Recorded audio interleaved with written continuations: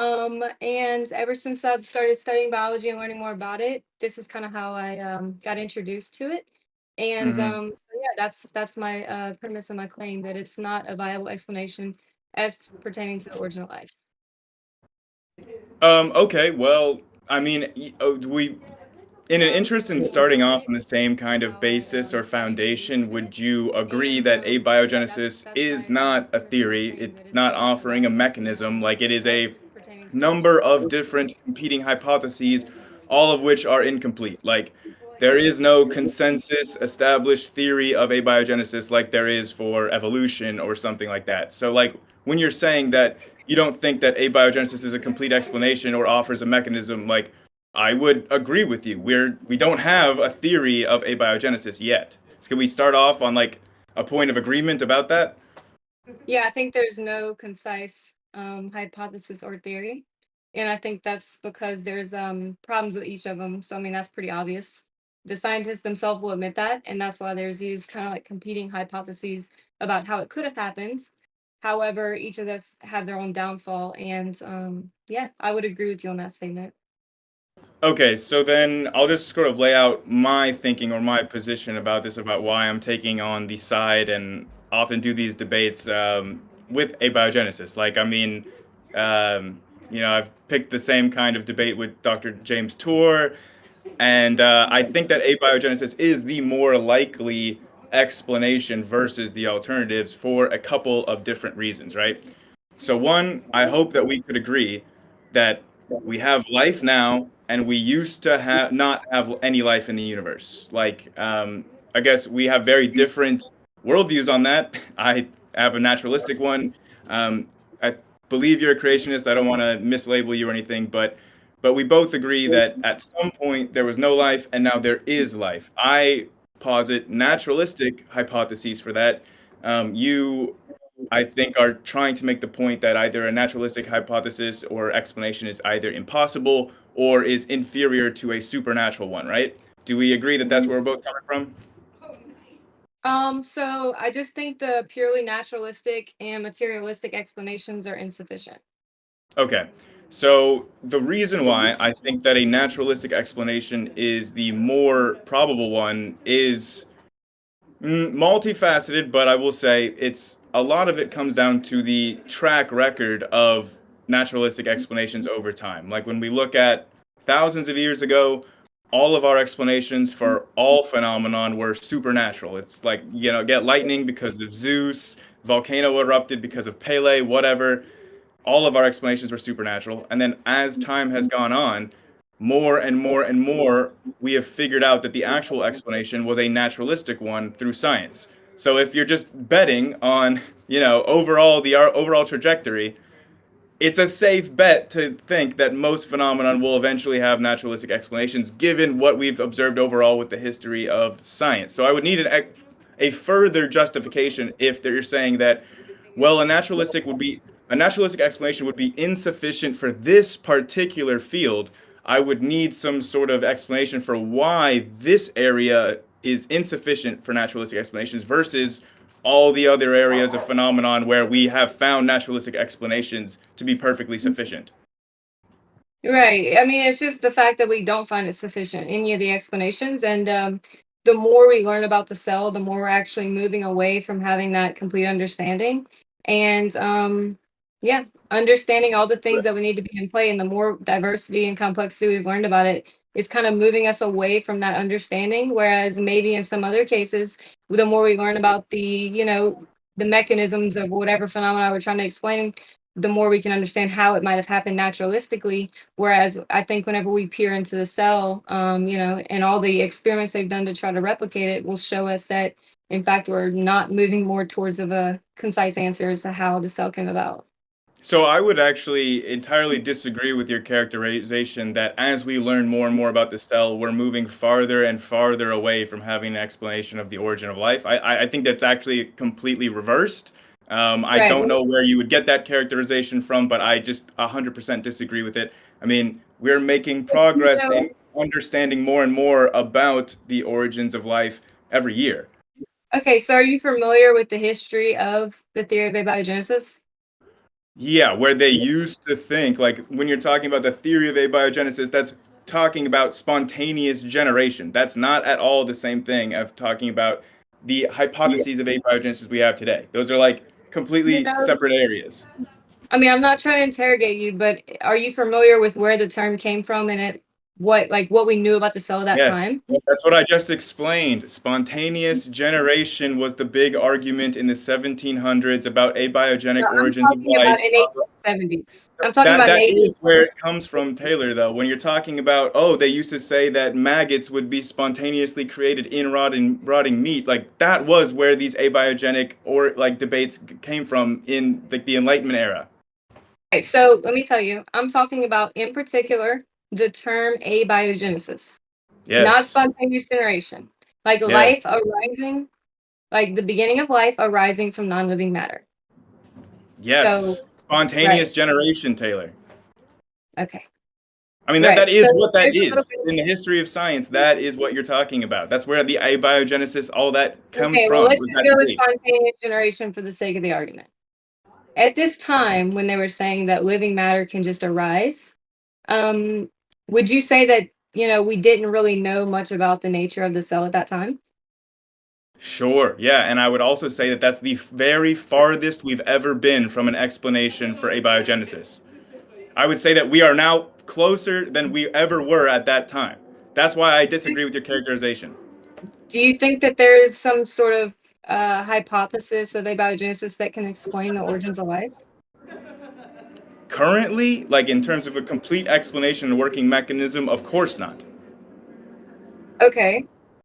So, do you think that over the years, since we've been researching abiogenesis, that we've found a lot of different issues with each hypothesis? Like you would agree with that, right?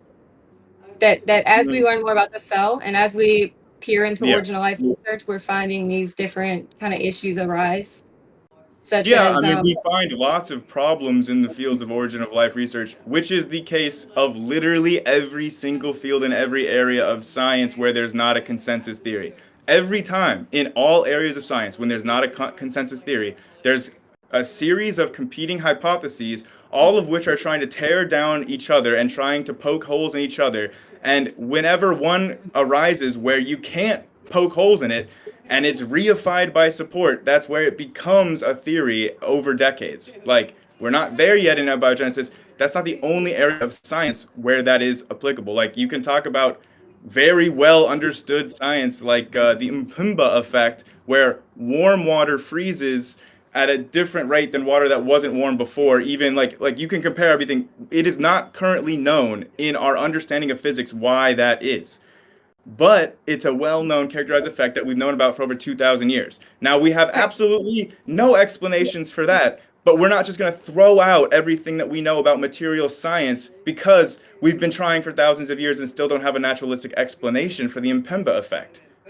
right. I mean, I see what you're saying in that we have these naturalistic explanations for things. We have these explanations for things in nature, whereas we used to think that they were some supernatural thing. But now, the more we learn about them, we know that there's some explanation, and that with abiogenesis, we're going to get there one day. So, am I representing your claim correctly?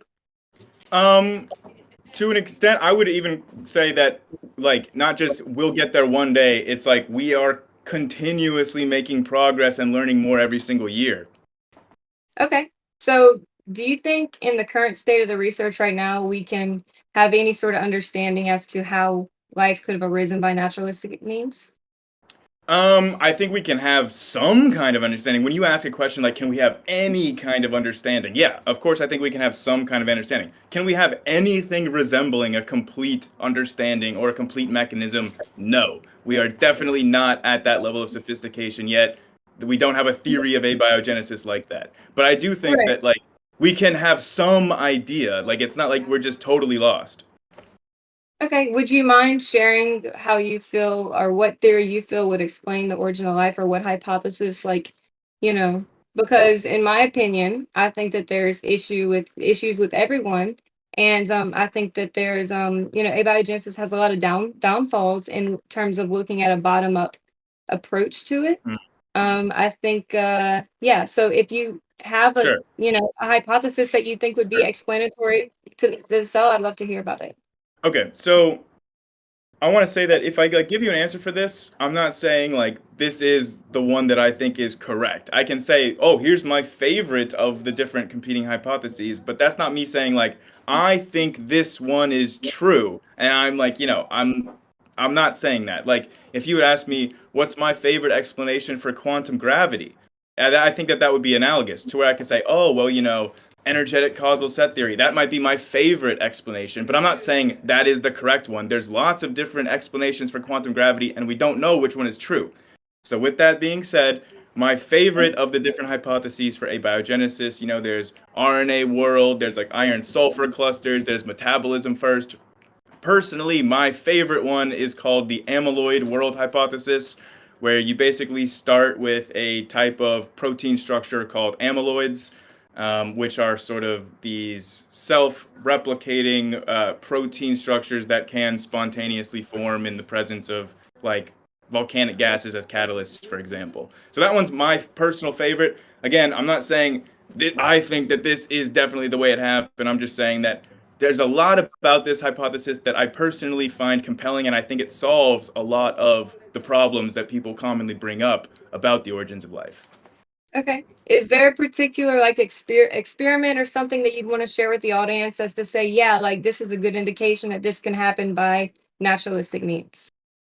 Um, so there's a whole body of amyloid literature. It's not like just one experiment established this. There might be like Okay. review articles or something that compile a bunch, but overall, I think that it's just like the sum total of all the different properties and characteristic of amyloids that have been shown in the literature. Like you can find some studies that show that amyloids can self-replicate their sequence. And they can template their own sequence and replicate that in future generations of amyloids. There are other studies that can show that they can catalyze reactions that are important for metabolism. And there are other studies that show that they can actually select for the handedness of molecules, leading to Okay. like from a mixed state of right and left-handed molecules to just like more purely left-handed molecules. Like there are all these studies that show like this study shows it has this property, this study shows it has this characteristic. It's a body of literature, not just one particular experiment.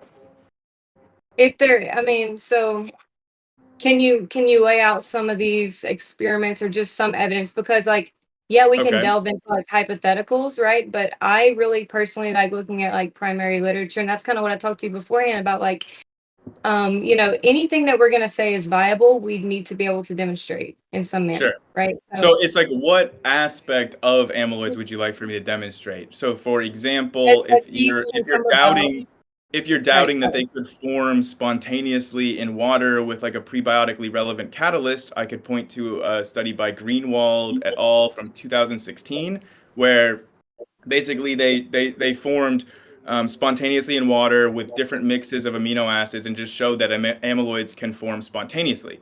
Then if you're going to Right. say, oh well, I want to see that they can form with a mix of left and right handedness and then eventually lead to more like enantioselectivity, then I would show you a what I think a 2022 study, and I basically like I think by route I can get the exact studies for you if you want, but I'm just showing like I think I have it pulled basically up. it depends on what characteristic of amyloid you would like to interrogate.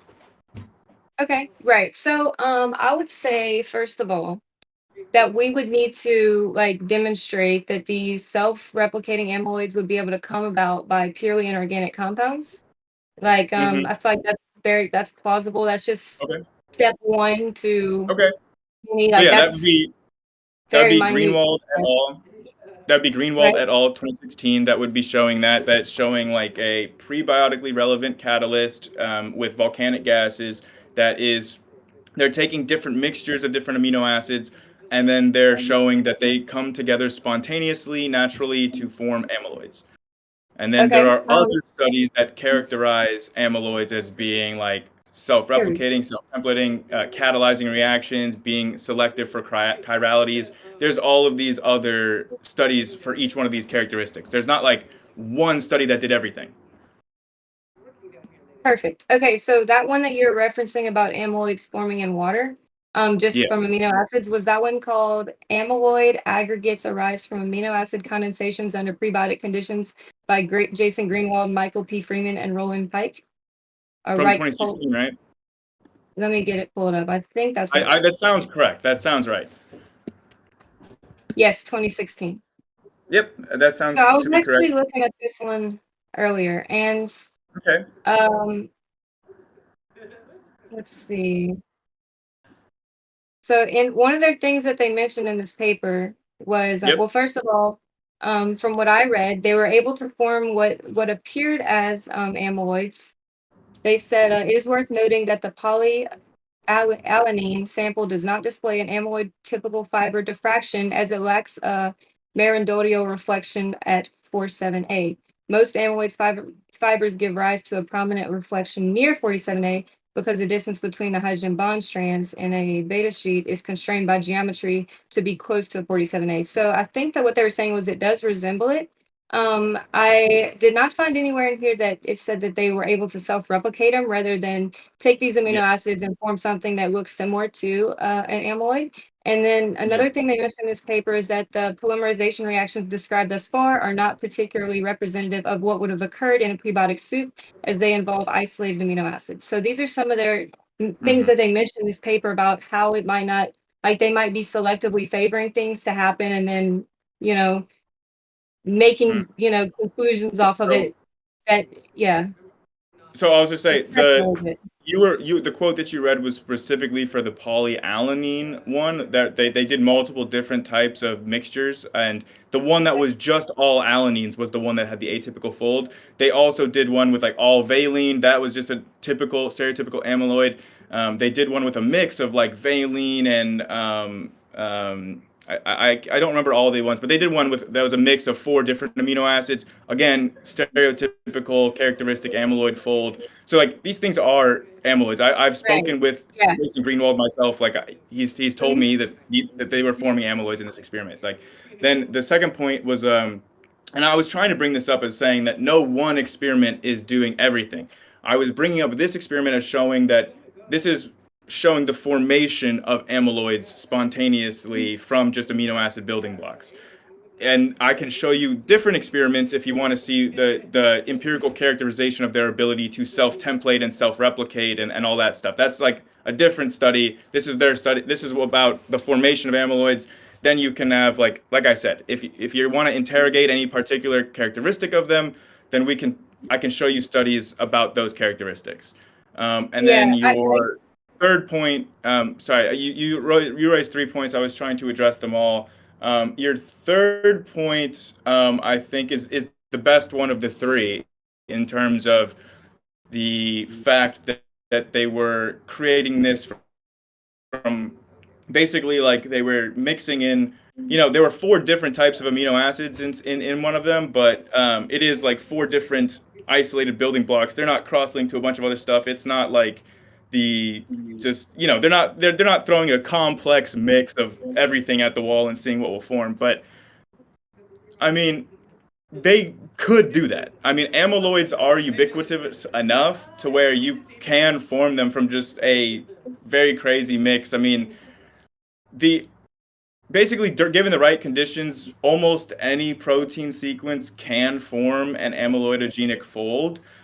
Certain ones are more likely to form like than others, but they're like amyloid folds are so common that it really shouldn't be that surprising that you can form them like with just a random mix of amino acids, even right. if it's not like completely pure. It's not impossible, but I would have to find another study that, if there has been a study trying that. I'm not aware of a study that's trying that, but like, if I had access to a lab, I would go do this one myself. I've seen a guy on YouTube actually who has done this experiment in his front yard of just he literally took the carbonyl sulfide, which is an incredible personal safety hazard, and he literally bubbled it into his own beaker with amino acids in it and was forming peptide bonds that way. So I've seen it done in a very ghetto way. Yeah. Yeah. Sorry for interrupting. I thought you were finished at some of those points, but that was a fair point that you Uh, brought up about that being alanine in particular. Um, but Another question, just kind of to follow up off the first couple points I brought up about this paper, was they weren't self-replicating, right? They were just able to kind of take these amino acids and make them appear. They basically formed something that resembled an amyloid. Am I correct? In this particular study, they did not even test whether they were self-replicating or not. All they did was Right. just confirm, yep, we created amyloids. That was the point of this study, was just to try to create them. They didn't try to do any sort of characterization of what kind of amyloids that they did create. They just said, Mm. oh, yep, we tested it. We did make amyloids. That's a positive result. So then they publish that. So then it's their future papers after this one where they start to characterize them, and then they show these self-replicating, self-templating behaviors. Mhm. This is kind of a, I mean, as you would imagine, this is a problem that I have with some of these studies is that they're not really starting from prebiotic relevant conditions, just as they mention here in their own paper. Like it's not representative of what would occur in prebiotic soup, like having all these nice, pretty amino acids. It's not that surprising, as you stated, that they would form amyloids. And it's not that surprising that amyloids would make other proteins conform to their shape, because that's what happens in the cell. And that's what happens with like neurodegeneration. These amyloids will cause other proteins to start misfolding, right? So it's not that impressive. They're I kind of would taking, clarify. yeah, go ahead. Sorry, I didn't mean to. I would just clarify in this instance, it's not like the amyloids are like changing the conformations of other neighboring proteins like a prion does in prion diseases. That's not what's occurring in the templating. Mhm. Basically, like they're templating the addition of amino acids on like a growing fibril of Right. amyloids. You're right. Like Yeah. basically, it just replicates the same sequence over and over. So it is a Yeah. sort of a replication of a sequence, but not a sequence of DNA, a sequence of amino Yeah. acids. Of amino acids. You're exactly right on that point. So I was just gonna say, like, it's not that hard to believe, right, that this can happen. It's not that impressive to me, but what would be impressive is to show like these that they're doing something interesting like this from prebiotically relevant conditions, like just from inorganic molecules. As you would have seen, as you see, like through original life research, they kind of do everything in a stepwise synthesis. And as you were mentioning, in your interview with Jason Greenwald, he even mentioned some of like the housekeeping they need to do in some of these Mhm. experiments. I'm sure you would concede that. But so, as somebody just like just a spectator, just reading these papers, it's like, wow, they do have a lot of intervention going on and a lot of intelligent planning happening here. So it doesn't seem like these are really relevant for original life research, in my So opinion. I think that overall, this is like an issue with sort of the approach to how research is done, right? Because the way that origin life of research is done is not trying to start from scratch and try to make life. Like that might be an intuitive approach, but like like in the reality like of the grant proposal working in an institution, like basically you are trying to find a publishable result. And usually that involves making like a little niche contribution on one particular area. So you're not trying to like, okay, let's start with scratch and let's make life in this perfect one pot experiment. Like, gone are the days of Miller Urey. The way that they're trying to, the way that they're thinking about papers is like, wow, like I think that amyloids might be able to catalyze this reaction or something, right? And then if I show that they can do that, I could publish that result. So then for their experiment, that's all that they're interested. They have a very narrow scope of interest.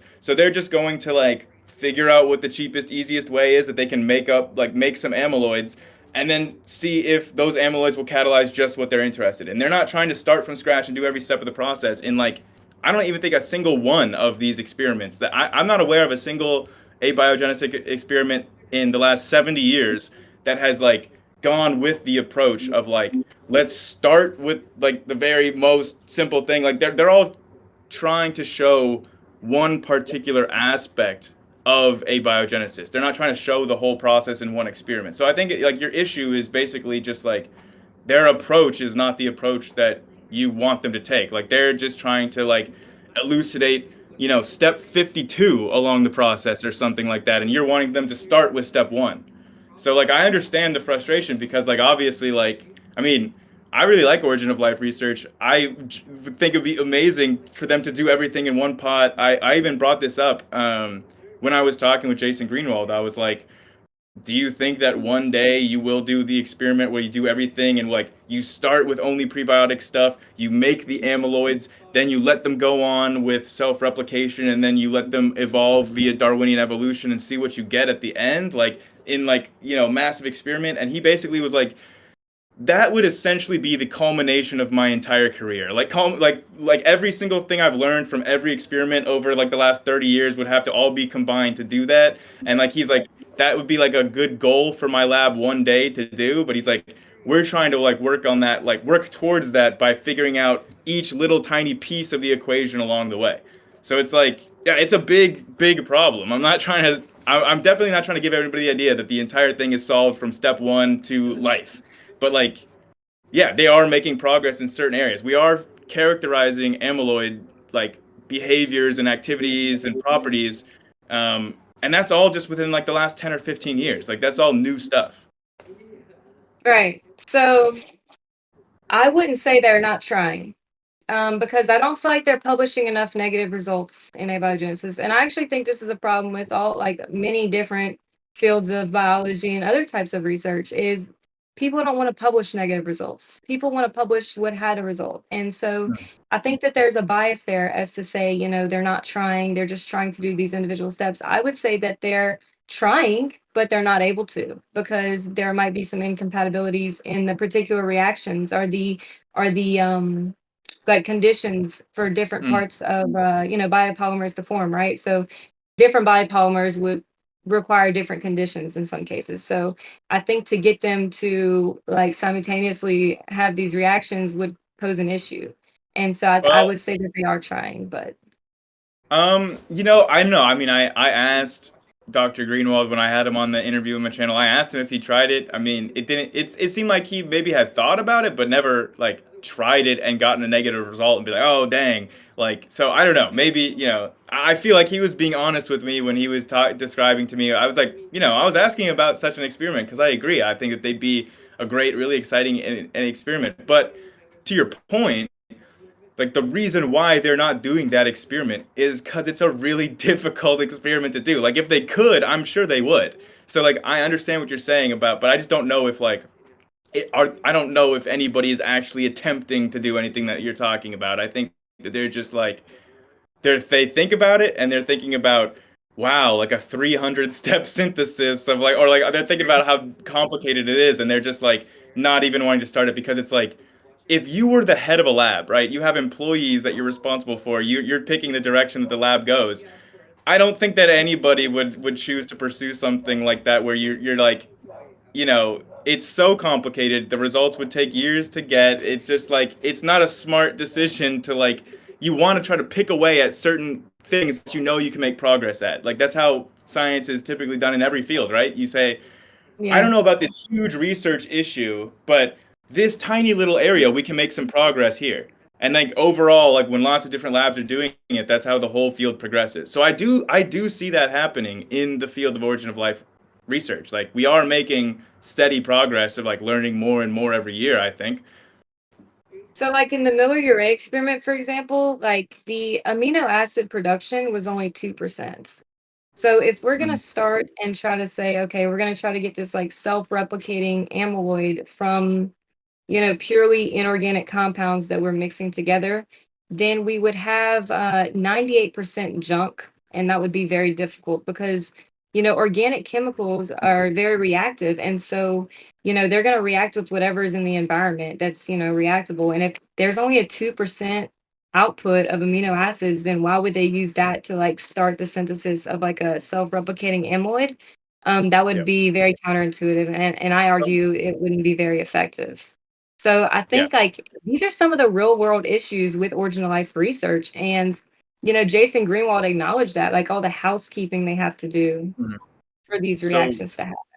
specifically, we're going to talk about like amino acid production. I think we've come a long way since Miller-Urey. Like his synthesis pathways are no longer thought to be like the most prebiotically relevant. I think John Sutherland's lab has done a lot of good research on this about how you can not only get amino acids, you can get both amino acids and nucleobases starting from like cyanide chemistry. So you can start with a very simple molecule like hydrogen cyanide, and you can get to amino acids and nucleobases in a prebiotically relevant way. Like John Sutherland's lab has shown that just over the last few years. That's another one of those progresses in the field that we've made. And in terms of the concentration involved, one, I would point out that the concentrations naturally found occurring on meteorites are in about the same ballpark as the ones used in that Greenwald 2016 study for amyloid formation, but also a study that just came out last year about the interface of underwater bubbles, like basically when you have hot volcanic gases from hydrothermal vents and it's rising up in the bubbles, the interface between the bubble and the water that's evaporating actually causes amino acids to concentrate up to 30 times greater than the surrounding bulk. So that is a natural concentrating mechanism for these organic molecules right there at hydrothermal vents, which are already the most likely place for the origin of life. So you have a natural concentrating mechanism readily available for amino acids and nucleobases. Right. So speaking of Sutherland, he actually had this really cool quote talking about the prebiotic synthesis of building blocks to which we have devoted so much of our time or only correspond to a small increase in the complexity of the system and to no increase in its aliveness. And he said this is a very humbling thought. And he acknowledges the lack of progress in the field, right, in the origin of life research. So I he really don't know if you want to necessarily like describe it like that, because I mean John Sutherland just in like 2023 or no 2024 last year he came out with a whole like here's what I think about the current state in the fields in the field of abiogenesis, and like if I pulled up that quote you wouldn't like it because he's pretty optimistic and about how we're closer than ever. closer than ever, but not close at all, right? I think he would Well, admit that. okay. Well, I can just, I mean, he talks about a future outlook. Yeah, He go talks ahead. If about you where want to we read it, are, go and like ahead. he talks about his latest. Uh, I mean, he thinks that we're pretty dang close in terms of where compared to where we've been. I mean, he's pretty Where do you optimistic. think that would be? Where do you, how close do you think we are?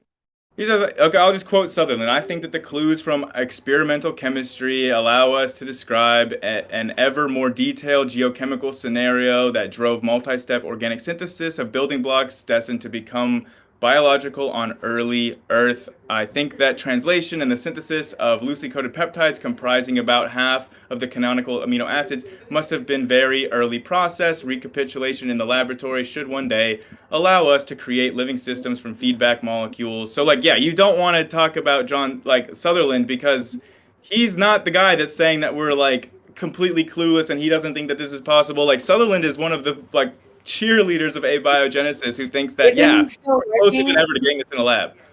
Right. So isn't he still working on like the synthesis of building blocks though of the cell?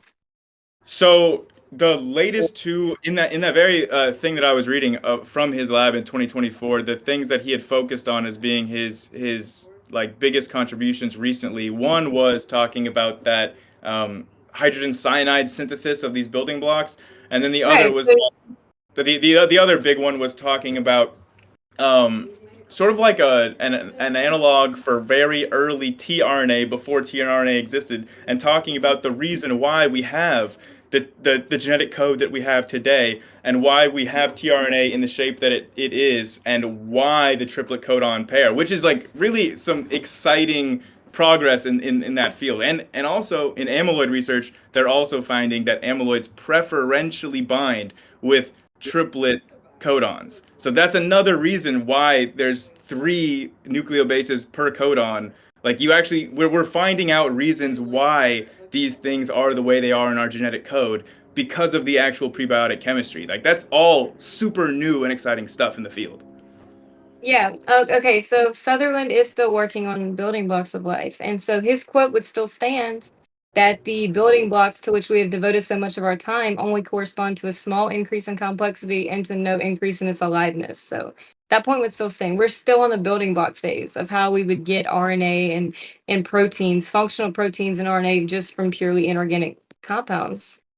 Do you I have think that any that's experiments when to show that I, that has I happened? just sorry, I was cutting you off. You can finish. No, it's okay. I was just saying, do you have any experiments to show that we've gotten any sort of functional proteins or RNA just from inorganic compounds in a one pot, deal? Or something prebiotically Mm. relevant? I'm not sure of any experiment that has sought out to do that as their goal. Like, I can show you experiments showing, well, here's an experiment where they form amyloids from the building blocks in water prebiotically, and then I can show you, here's experiments showing that amyloids have the catalytic abilities to act like enzymes, like you're asking. But like, those are two different experiments on the same stuff. They're both showing that amyloids can do this, but nobody's doing every single thing in one pot because, again, the incentive structures for science and how it's done today are not aligned with that. The incentive structures is that if you do two things, you should publish two papers because that's better for your career.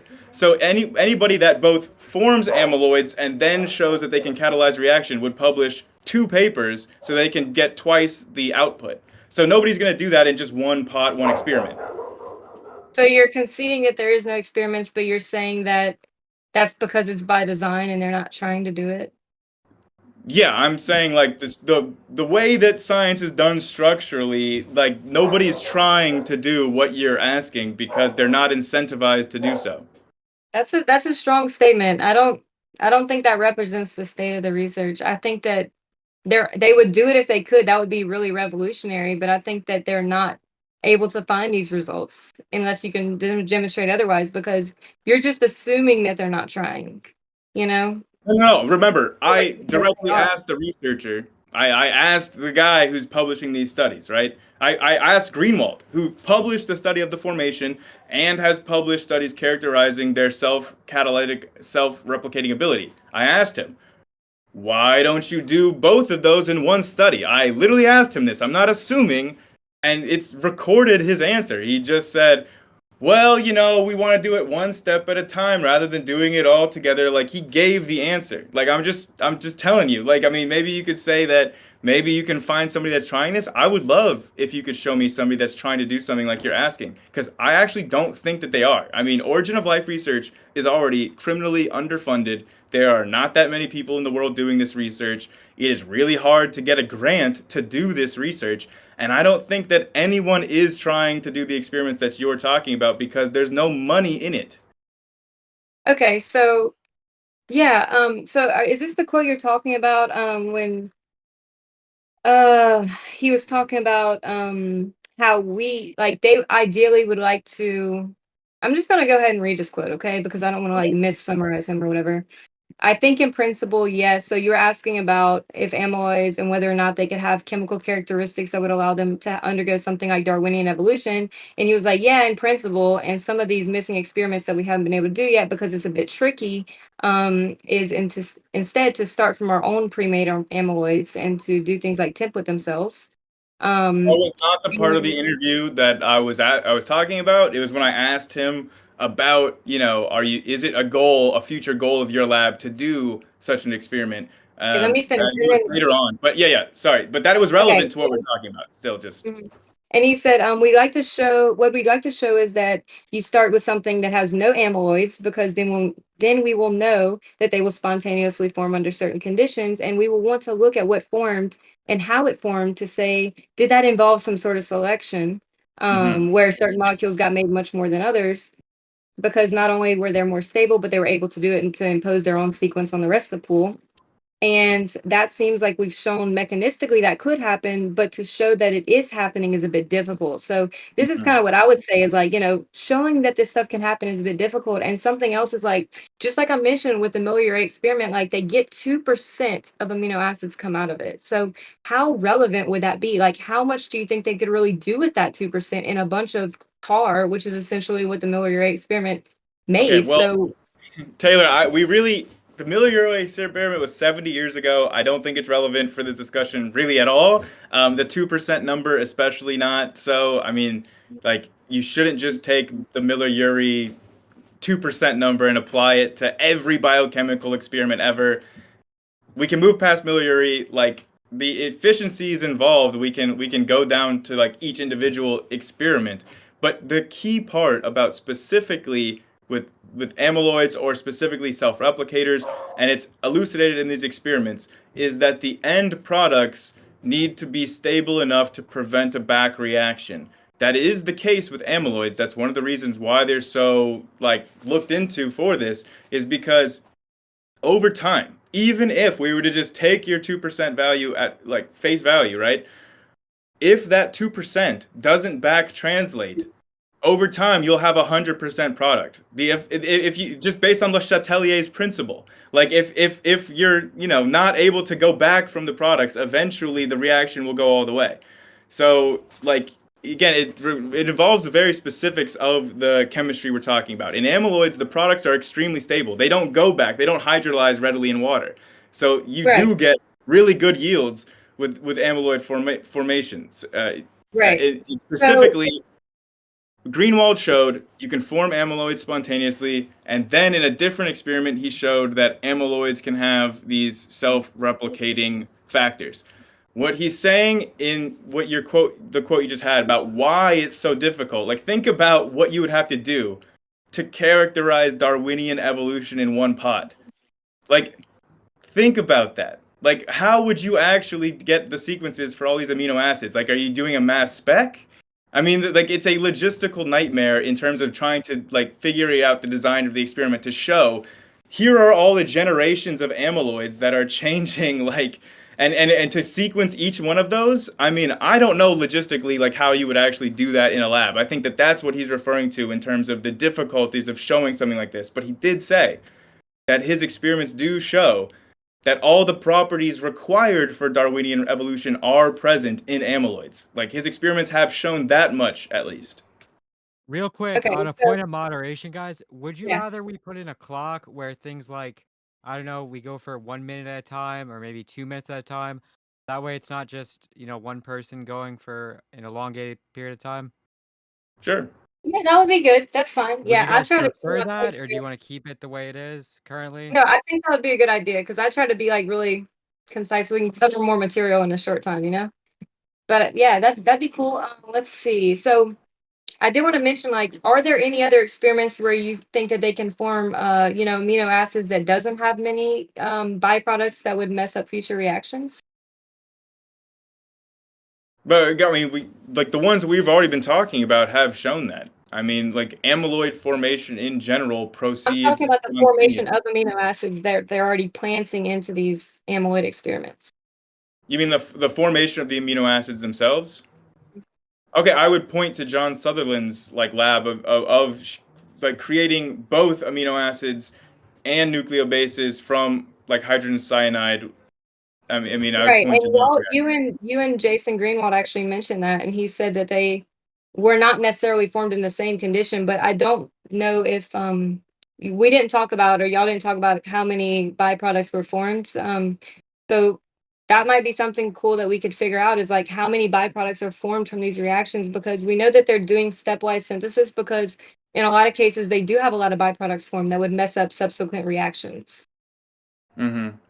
Yeah, I mean, I kind of feel like overall the state of the field has moved kind of past the formation of building blocks, considering the fact that like we find amino acids naturally occurring on meteorites. Like it seems readily obvious that there are natural processes that are creating these things, like out in space at least. I mean, it's not.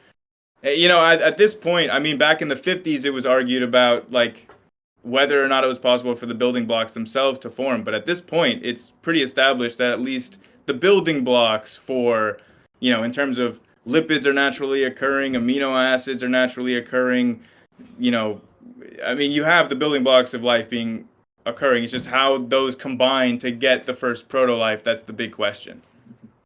Yeah, that is a big question. And so even on the meteorites, like there would be a lot of other junk that's around it, right? So it's not just like these pure isolated forms that they're using for these Hmm. experiments. Yeah. But again, I think you might be surprised just how ubiquitous amyloid formation is. Like, No, I agree. I agree that amyloid formation definitely has some cool, things to offer.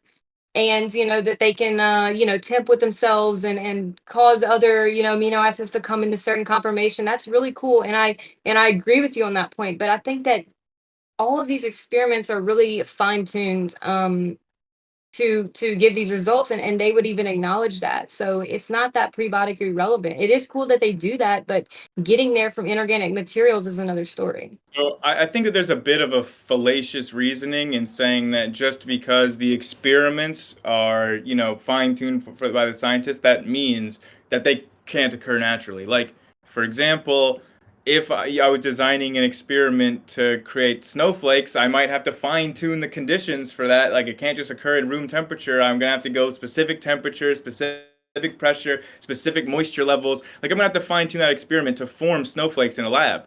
But that doesn't mean that therefore snowflakes don't form naturally. That I just don't see I'm why not I'm not the necessarily fact saying that that, you but have what to uh, right. okay. Can you tell me what fallacy I was committing Yeah, by saying I'm saying that the reasoning is fallacious in that it's not just because you have to design an experiment in certain conditions, that doesn't mean that those conditions are improbable. That's what no, I'm but saying is a fallacious like jump in logic. right. So, but it would mean that this would not be relevant as to give evidence for undirected original life research. And No, so, and to say I that it don't agree with does, that at all. let me let me finish really quick. Okay, so to say that it does give evidence for undirected abiogenesis would be like special pleading in a way, in my opinion, because you're deliberately ignoring aspects that are unfavorable to the position, and No, but I'm not saying that deliberately either. ignoring. I'm not saying either one, Taylor. I'm really not saying either one. I'm not saying that this gives evidence for it, and I'm not saying that it's evidence against it. Like, I don't think it's either one. That's my point. Is that I'm saying Okay, that you can't generalize based on like the fact that scientists have to use special conditions in the lab to get a certain result.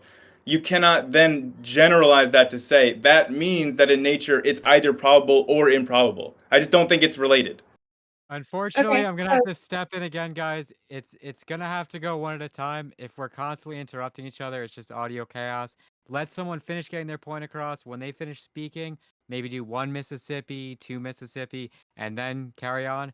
Probably a better way to go about the back and forth. Sorry to interrupt again, guys. Go ahead. No, I'm sorry if I did that, Galtrax. But you can finish if you're talking. No, I'm good. I really didn't know that we were interrupting each other. Cool. So what I'm saying though with these experiments is that those don't provide a good case for this happening in undirected abiogenesis, which is what I'm saying. That I don't believe has happened, right? I don't think that the evidence shows that undirected abiogenesis is sufficient to explain original life. And I think that, the research that you're bringing up is very compelling in that amyloids can exhibit these properties. And I would agree with that. That is very interesting. But I don't think that the experiments that you've mentioned would give evidence to undirected abiogenesis and original life. If you have any other evidence that does support undirected original life, I would love to see it. So I think that we need to drill down a little bit more on what you're expecting for what you're asking for evidence for unsupported abiogenesis, because the experiments that I'm showing are that you can have like self-assembly of these kinds of structures that we have seen have very interesting chemical properties relevant for life. So you're pointing out the fact that yes, but those structures only self-assemble under certain conditions. And so you're saying that you don't count this to be evidence that would support that this could happen in an undirected way. But I think that the crucial piece that we're missing here is it would be evidence if those conditions that the scientists are creating are prebiotically relevant, right? Would you agree with that? That's a big if, but I'm saying if the conditions of the experiment were prebiotically relevant, then would you consider it to be supportive evidence? Yes, that would be a small step forward into the original life problem. But Okay. I would agree, and I would concede if they were prebiotically relevant, like if we could get these amyloids to cause these self-replication just from prebiotically relevant conditions, that would be very peculiar, and I would consider that as evidence on your part. Okay. So basically, we need to show the experiments are being prebiotically relevant. So I've seen things like certain volcanic gases can catalyze the formation of these amyloids. that's a prebiotic prebiotically relevant catalyst, like carbonyl sulfide would be a volcanic gas bubbling out of such a prebiotic earth. So that is at least showing you can get amyloids to form with a prebiotic catalyst. And then the experiments that show that amyloids can form with a mix of left-handed and right-handed amino acids. I mean, are we not making progress in showing that there are prebiotic conditions that would facilitate amyloid formation? I mean, what exactly is missing that you still haven't seen? So what you were just mentioning with the volcanic gases was kind of what we talked about earlier. And even in that paper, they mentioned how this polymerization reaction described is not particularly representative of what would occur in a prebiotic soup because they involve isolated amino acids. So even in that experiment, they even acknowledge that this isn't prebiotically relevant. So then, if they had done the experiment where they had more variety and it just had a total mixed bag of amino acids, or like if they just replicated the kinds of amino acid that are found on meteorites, would you then I mean, is that what you would prefer? I mean, what I mean, I don't know, because like we could do those experiments. I mean, I could do that experiment if you wanted me to, and we could just show amyloids can form that way. Well, yeah, that'd be a wonderful experiment if you could do it. That would be one step forward. But what I'm saying is, even with that, right? So we're assuming the amino acids are there. And so, if you want to say, oh, well, the amino acids came from a meteorite, then I would say, okay, well, let's take a meteorite sample and try to make this thing happen. Or, if they're saying they happen from the Miller-Urey experiments or from the John Sutherland experiments, we would need to take those conditions and add them in with the conditions of forming these amyloids and, having them self-replicate, things of that So it nature. it does just kind of sound like you disagree with the overall approach of the field, like because what you're wanting to see is like literally for them to basically do a sort of updated Miller-Urey experiment where they're like starting from scratch, and then you want to just see how far along the trajectory towards life they can get. And again, like that is just not the approach that anyone's taking. Nobody's that's not the approach to the field. Like again, the approach is just small, like I'm figuring out step 32, I'm figuring out step 51 over here. Like everyone's siloed, working on their own little particularly slice or niches. And like that is how progress is made. That's not something that's particular to just the origins of life. That's every field of science works that way. Like Right. So nobody's there are trying to do experiments everything like, all at once. right. So like I would disagree that they're not trying to do that. I think that they have been trying to do that. But like, for example, with the experiments where they're making amino acids from inorganic compounds, they tend to have a lot of garbage and junk formed with it that would be, you know, possibly a hindrance to further steps. So I think that they probably have definitely tried it, but it's just based on the nature of how it's forming would not be optimal for anything because they have to do this housekeeping, as Jason Greenwald says. Yeah, well, I do think that it is optimal because, again, the kinematics do favor the formations of these stable compounds that don't backslide. We already went over this subject, but you can see very favorable formation of biologically relevant products in prebiotic reactions. Like But did again, the they do it in kinematics a do favor it pilot? if the stability works out to favor the products, which is the case for amyloids. You can get very good yields. But in the amyloid experiments, they were using pure amino acids. They weren't using a bunch of tar residue that would have happened from lightning striking a soup or whatever. Like they weren't I using mean, well, these we do conditions. find pure amino acids. I'm sorry, I didn't mean to cut you off on that one. I thought you were No, it's done. okay. I was just saying, like, to make amino acids, the intricacies of what would have had to happen in those reactions would cause a lot of other byproducts. And so let's start with that, right? And then move forward but they even admit in your amyloid papers that they're using pure amino acids. So that's already kind of a bias. And then we haven't even got to step one. Like, so we can talk It, about what would come after that, but we're still see how like there's so much intricacy just in the first three steps. okay, Taylor, I gotta push back into thinking that they use pure amino acids, therefore it's a bias. Like that is a logistical thing. You wouldn't be able to do the experiment if you're just throwing a bunch of messy chemicals. Like you wouldn't be able to characterize your results. Like you cannot do lab work in the way that you're expecting for origin of life research to work. Like, your expectations for the field are impossible. They're not realistic because, like, just think about what that involves. Like, you've worked in a lab, right? Think about how you would characterize your reactants and products for such a, you couldn't. You literally could not. If they were doing it the way that you did, or like that you want them to, like, you just, like, you literally couldn't do anything. It's too complex. You can't characterize your results. So if you think that it wouldn't be realistic in a lab, why do you think it would be realistic in nature, which is even more messy? Because in a lab, you can learn things about nature by simplifying it down to where you can then have a controlled variable setting to where you can get right down to establishing causality by only having one variable of manipulation. This is how all science works. Every single science experiment takes the real world, which is really complicated, tons of variables, and they try to control as many variables as possible to get it down to just one independent variable that they're manipulating. That's the very principle behind all of science. This is nothing new. This is nothing special to origin of life. So I would agree. You want to isolate as many variables as you have to look for a particular chemical reaction to occur. Like, can this happen logistically just based on if we have this and this, can we form this, right? And so you want to isolate those variables. So I totally agree with you on that point. But what I'm saying is that we could not then apply this as to what could have happened in prebiotic Earth. No, you can. That's what I'm trying to, like, have you understand here. Like, if I'm interested in, okay, I've got chemical A and chemical B. I want to see how they interact with each other. So I make a beaker with chemical A and chemical B in it, and then I analyze that beaker. Now, in real life, say that chemical A and chemical B are just one of 200 chemicals that are naturally occurring in this pond.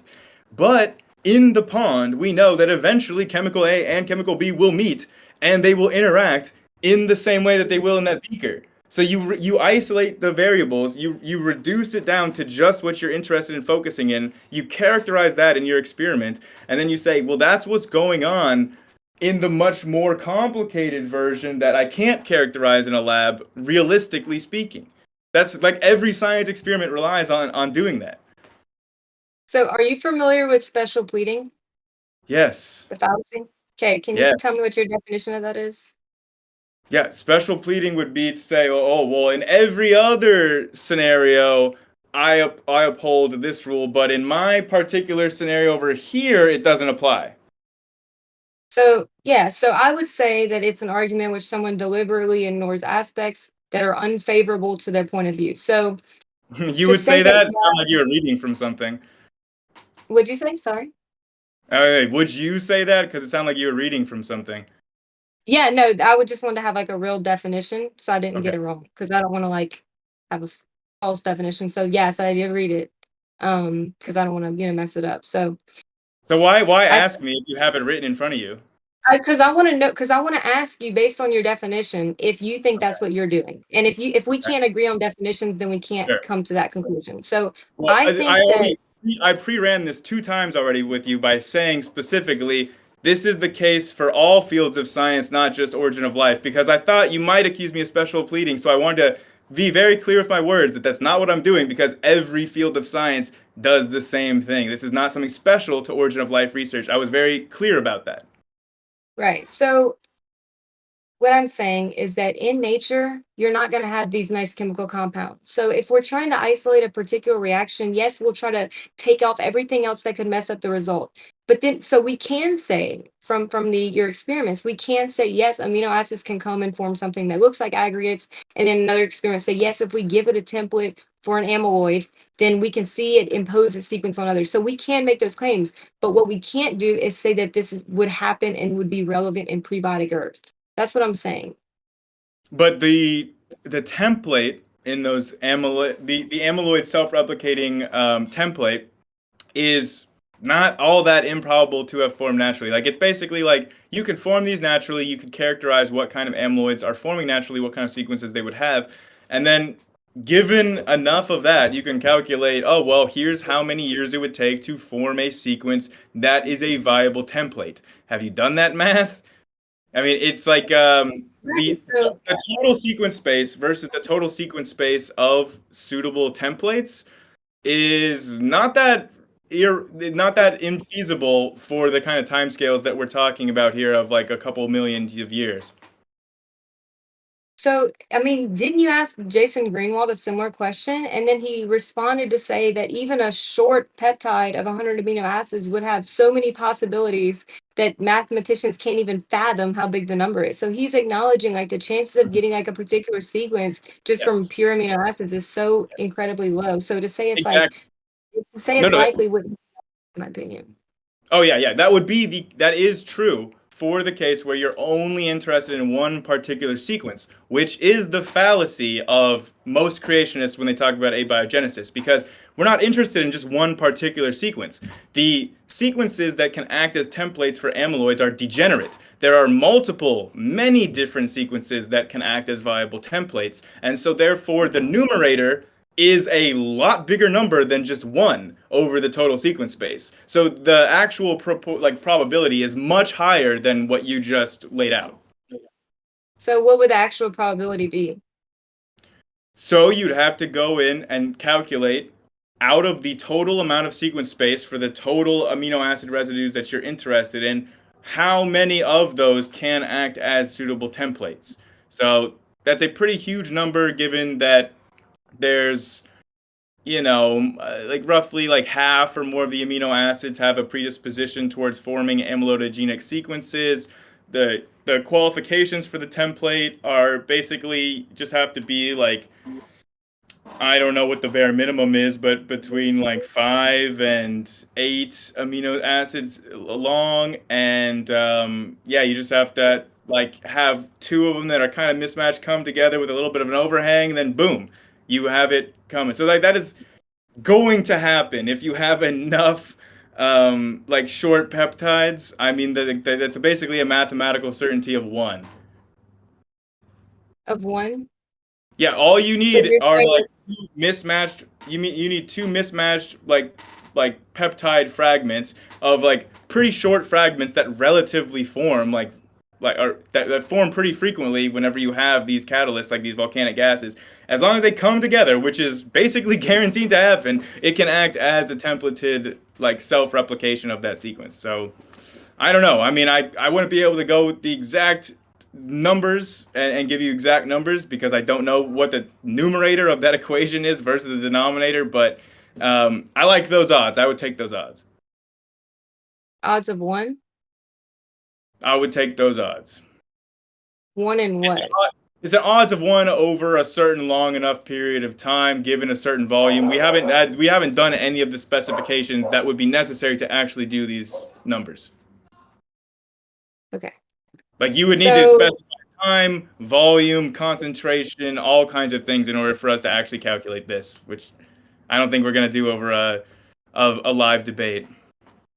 I got you. Yeah, well then I would just kind of be a little hesitant to say it's probable to happen, but even with that, even giving you that, yeah, we have like that these, the odds of it making an amyloid, are high. Like we haven't even really scratched the surface. So one more point I want to make before we can move on, if it's okay with you, is that even in these cases, they're assuming these pure or these available nucleotides of the right orientation that are just ready to react, and that's making a big assumption in prebiotic Earth. No, I don't think that it is because we do find amino acids in individual like amino acid form in residues on meteorites that were you to then pass that naturally volcanic gas over them in an aqueous solution, they would form a peptide bond. It's that's all prebiotically relevant. You don't have to do any kind of like intelligent activation or anything behind that. That's all naturally occurring. Have they used, just out of curiosity, have they used the amino acids from meteorites to make the polypeptide bonds? Nope, that would be way too expensive. I mean, I don't Okay. know And if then, you know like, how much it what is the costs. concentration? The Sorry, what is concentration that they used in that Greenwald et al. Study is roughly in the same ballpark. At least last time I looked this up, it was roughly in the same ballpark as the amino acid concentration found in the Murchison meteorite. I don't know exactly for Bennu, the latest sample, but if you're just talking about how expensive per gram those amino acids are, I mean, you would have to be a crazy person to use those amino acids as the feedstock for your experiment. Or at least you'd have to I'm just have like wondering if, money to burn. right, I'm just wondering on early Earth, like, how many, because we're just, like, kind of assuming there's there and available and ready to form. like what's the highest concentration we found in nature without any Well, contamination that we right, found in some of I the did meteoric previously experiments? bring up that hydrothermal vents at the interface of those hot gases and the water. They concentrate organic material and like amino acids and nucleobases up to 30 times higher than the surrounding bulk. So there are concentrating mechanisms that are prebiotically relevant and natural. But we can move on at this point. Yeah, I would be skeptical, like in some of the meteorite things about contamination that they found to be at play. But even then, all my other points still stand. We are About the contamination, they just sampled it from Bennu directly from space. So there's no opportunity for contamination at all. That thing never came into contact with like Earth. They took it directly from the space and then had it in a sealed, contained environment. There was no contamination, and they found, I think, 14 out of the 20 amino acids. in what concentration and orientation? I don't have those numbers for you at the moment, but I mean, I can send you a link Yeah. to the Bennu publications that we could see what concentration they're at. But again, the concentrations can be increased at hydrothermal vents. We know the mechanism that does that. Were you trying to take a break, or were you trying to? I'm sorry, I No, didn't know I what mean, you I meant by thought that that. you were trying to. Oh, no, that was me. Just I had something to say and I didn't want to interrupt you. Oh, okay, gotcha. So, like, just assuming, I just have a couple more questions because, like, I think that we're still on such an early phase of this question about how to like form. Like, we're still trying to figure out just like the first, like, Sure, yeah. self-replicating biopolymer. Like, there's so much more to go. And We I was agree just on gonna that. ask, do you really think that there's other experiments that use prebiotically relevant conditions that actually prove undirected original life synthesis? Because Like the millimeter prove wave would be a good undirected origin experiment. of life synthesis. Well, yeah, of course not. If somebody could prove undirected origin of life synthesis, then like we would have a theory of abiogenesis. But again, we Right. don't. So like I think that there are, again, I'm not saying that there's any one that has all the answers every step along the process, but I do think that there's lots of exciting like studies that are showing like certain individual pieces of the puzzle. I'm not, Right. each and every I study agree. doesn't start with the very beginning of the puzzle piece. They're just adding a little bit of extra pieces, connecting little pieces together and things like that. Like, I mean, there's like a lot of, just in the 2020s, I think there was some really interesting work on like prebiotic phosphorylations and how that can occur. There's some interesting work on protocells and like the area that I'm most interested in for the future is looking at like protein nucleobase chimeras. And like where you Mhm. have a protein and some sort of nucleobase together in one kind of molecule, and then like seeing what kinds of properties those molecules have. Um, those are ones that like are really exciting to me for Yeah. like future prospects. And I think that like even in the original life research, that gives evidence, like the amount of manipulation and like standardization they need to have for these experiments gives me evidence that they do have some sort of interplay here in the original life. Like if they were able to just kind of leave it to its own devices, like what would really come from it? So I think the amount of intervention in these experiments, like don't at least they don't point to undirected abiogenesis. If not, they point to the contrary, which is some sort of intervention at the original life. I mean, I just bring up the example again. Like, if we were to form snowflakes in a lab, that doesn't, we should not then conclude that you need intelligence to form snowflakes. Like, Mhm. we just have to understand that in a lab, no matter what the scientist is studying, no matter if it is undirected, doesn't need intelligence, or if it is required intelligence process, both examples require the scientist to design the experiment.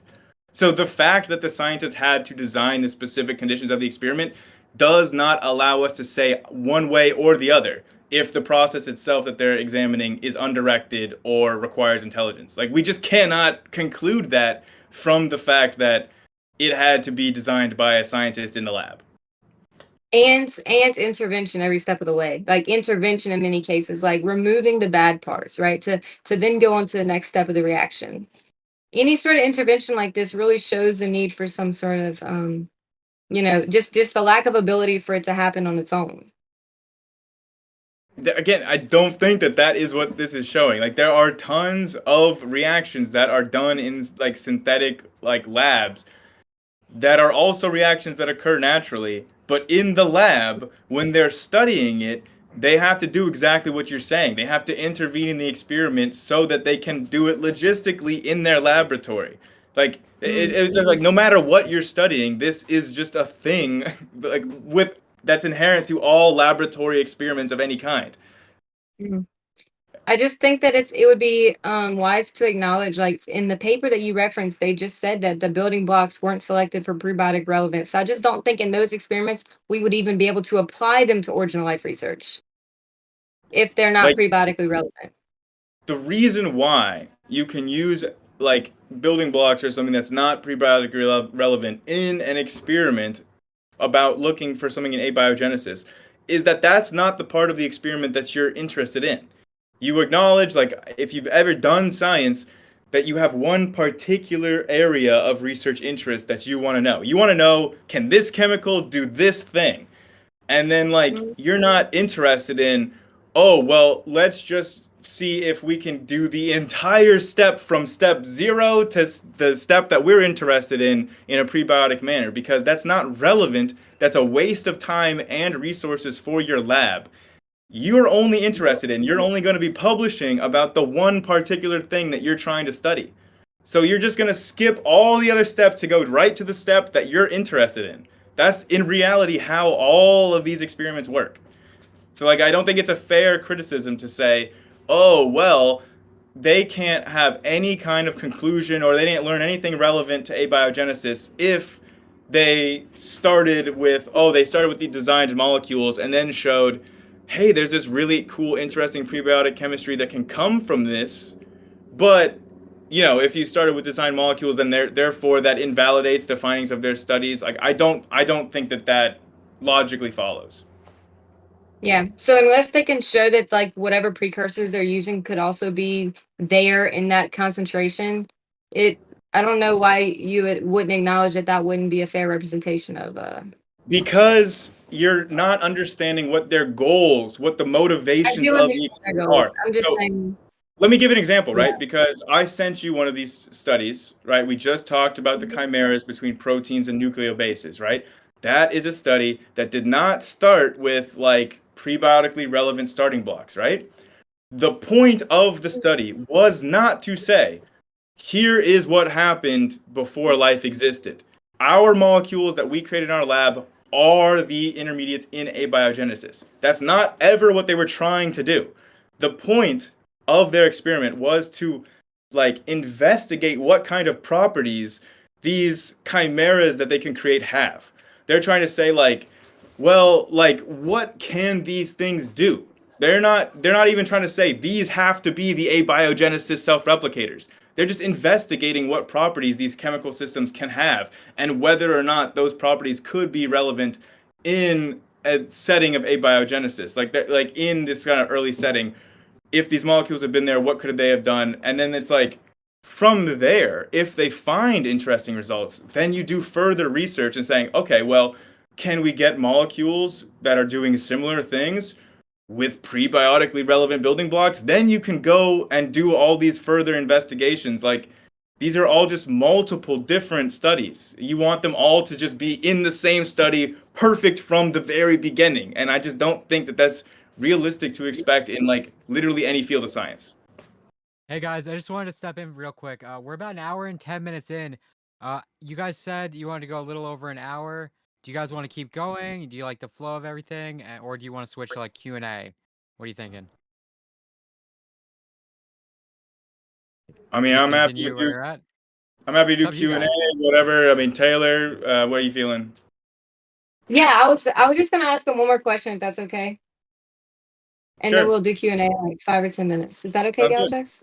Yeah, sounds good. Just Okay. whatever works for you guys. Just making sure Yeah. that you So don't lose track of time or whatever. All right, carry on. so I know that you're one of the more optimistic people that like original life research, and um I think the person that you were interviewing also told you that, Dr. Greenwald. So I want to hear your rundown of original life in terms of like where, the genetic material came from, where did the RNA come from, in what conditions did it form, like what conditions did the amyloids form, like where did they form, and then how did we get, to life from there, if you can give me a rundown of your. Okay, yeah, just an easy question for the end then. Just give an overview of the entire origin of life. Okay. Also, I think Dr. Greenwald was saying that his partner, Dr. Riek, was really an optimist about abiogenesis research and that Well, he what's was more his theory? of a pessimist or whatever. Hmm. But yeah, interesting combo. Um, but yes, so in terms of the way that, if I'm trying to think about what I think is the most probable given the information that we have now, right? And again, with the disclaimer, speculation on my part, of course, there is no theory of abiogenesis. So I would say that for the building blocks, again, I like Sutherland's reaction from starting from simple, like organic molecules like hydrogen cyanide, getting nucleobases, getting amino acids. I think that it's likely for protein chemistry and for maybe a lot of the sequence information to have started in proteins, like in amyloids, because we do see amyloids forming with just the sequences of whatever amino acids are present in the environment. And then from there, you have a population of different amyloids that all have slightly different sequences depending on just the exact circumstances of their formation. That gives you a population with variation in fitness, because in this situation fitness is molecular stability, and the stability of amyloids is going to vary based on whether, like, their actual sequence composition. So you have all the steps then for Darwinian evolution, right? For you have a population with a variation in fitness effects. These amyloids are continuously growing, like according to these fibrils, right? And they act as templated information. We have the studies showing that they can act as templates for their own self catalysis, and that gives you a certain form of heredity. And we have seen also that study I was showing you with the RNA nucleobase chimera shows it actually characterizes the fidelity of the replication of the protein sequence. And you can actually see the mutation rate in just these protein sequences. Then you have the interaction between these early amyloid proteins together with lipids and nucleobases and like early, adenosine and things like that. To where we have characterized that in the lab too, where amyloids will regularly adhere to lipid membranes and form these little protocells that are really interesting. Then, like they'll associate preferentially onto the lipid surface, exactly like protein, like lipid proteins, membrane proteins today. You also have amyloids interacting with nucleobases in a way that prefers the triplet like codon type pairings. You've got a really bunch of really interesting interactions there. So yeah, I think that when you combine these different building blocks, the proteins, the nucleobases, and lipids together, you're getting these first protocells, which can take advantage of the surrounding environment of a hydrothermal vent, where you have a naturally occurring proton gradient, which is what So can life I stop you uses there? for Because itself. it's getting a bit long. Like Well, I Taylor, wanted to have like a little bit of a back and forth before we ended, and we gotta shorten it a bit. I know, but you literally asked me to summarize the entire origin of life as your final question. It's like I don't know how to do it in a more concise Right. way. You asked for literally just explain everything at the end. Right. No, I got you. I meant like where did it happen, like a hydrothermal vent or a soup Yes. or Well, then just ask and me a more concise question. Don't ask me an open-ended question if you don't want if you want a concise answer. okay. So I'm just wondering, do you think that the prebiotic like the molecules, the like RNA and the proteins, they were that this happened in a soup or a hydrothermal vent? I'm just kind of curious. Well, it's an aqueous solution around hydrothermal vents. I don't know what you mean by soup. It's not really I a think John scientific. Sutherland's Soup is not a John scientific Sutherland term. in John Sutherland's research, he was not invoking hydrothermal vents.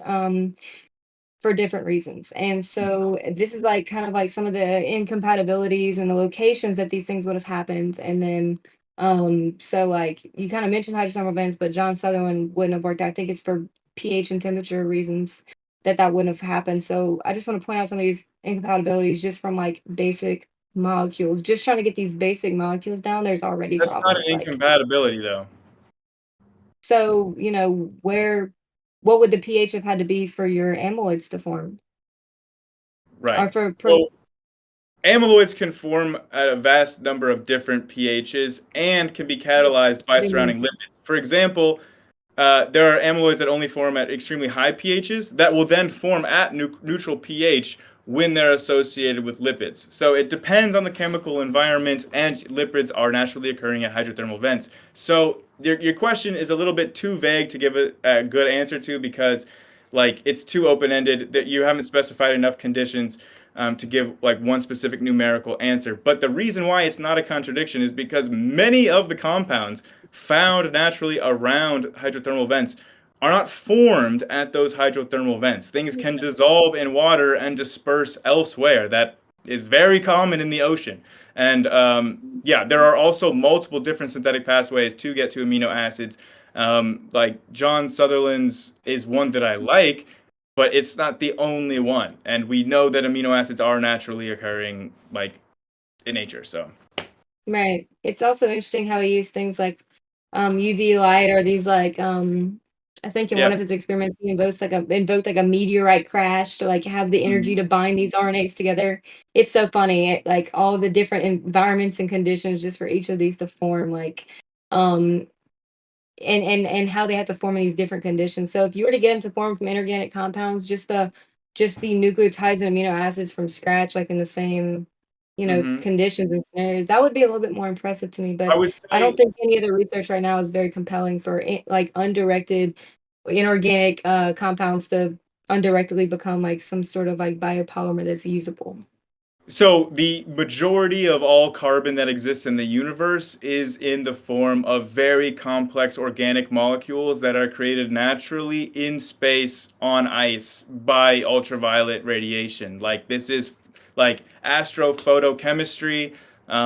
Like very commonly creates very complicated organic molecules, including like the nucleobases. Like we literally, they are naturally occurring in meteorites at appreciable concentrations. Like these are not. You said It's not like most we're organic. scratching our heads. How can we form amino acids naturally? Like we're finding them naturally, pretty abundantly. So you said most of the carbon in space is organic?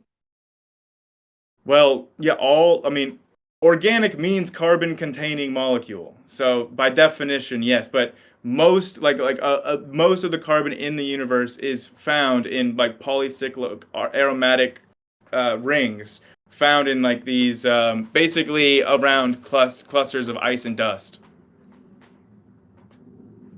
Okay, so CO2 looks like is the majority of carbon in space, and then organic carbon would be bound to like hydrogen atoms, which is less common in space, from what I'm Yeah, reading. if If you you have a would different like for me to, I mean, I know that you really like Googling in the middle of debates, but if you would like for me to I show just can't you, believe that I could statement, Google the study where I could get you the 40% of carbon in the universe is contained in PACs. I could get you that number if you don't believe me. It's in a study on astrophotochemistry. I could go and try to track it down, but like I don't typically Google Okay, things that was during just kind of a radical statement to me, so I was just kind of like, whoa, that's weird. But if it might be true, I don't know. But yeah. Anyway, so the last thing I wanted to kind of touch on is the protocell. You kind of mentioned the protocell. So, what do you think the smallest form of life would need in order to be a protocell? Because not many people will define what a protocell actually is. So, if you have one, that would be really important to me to hear.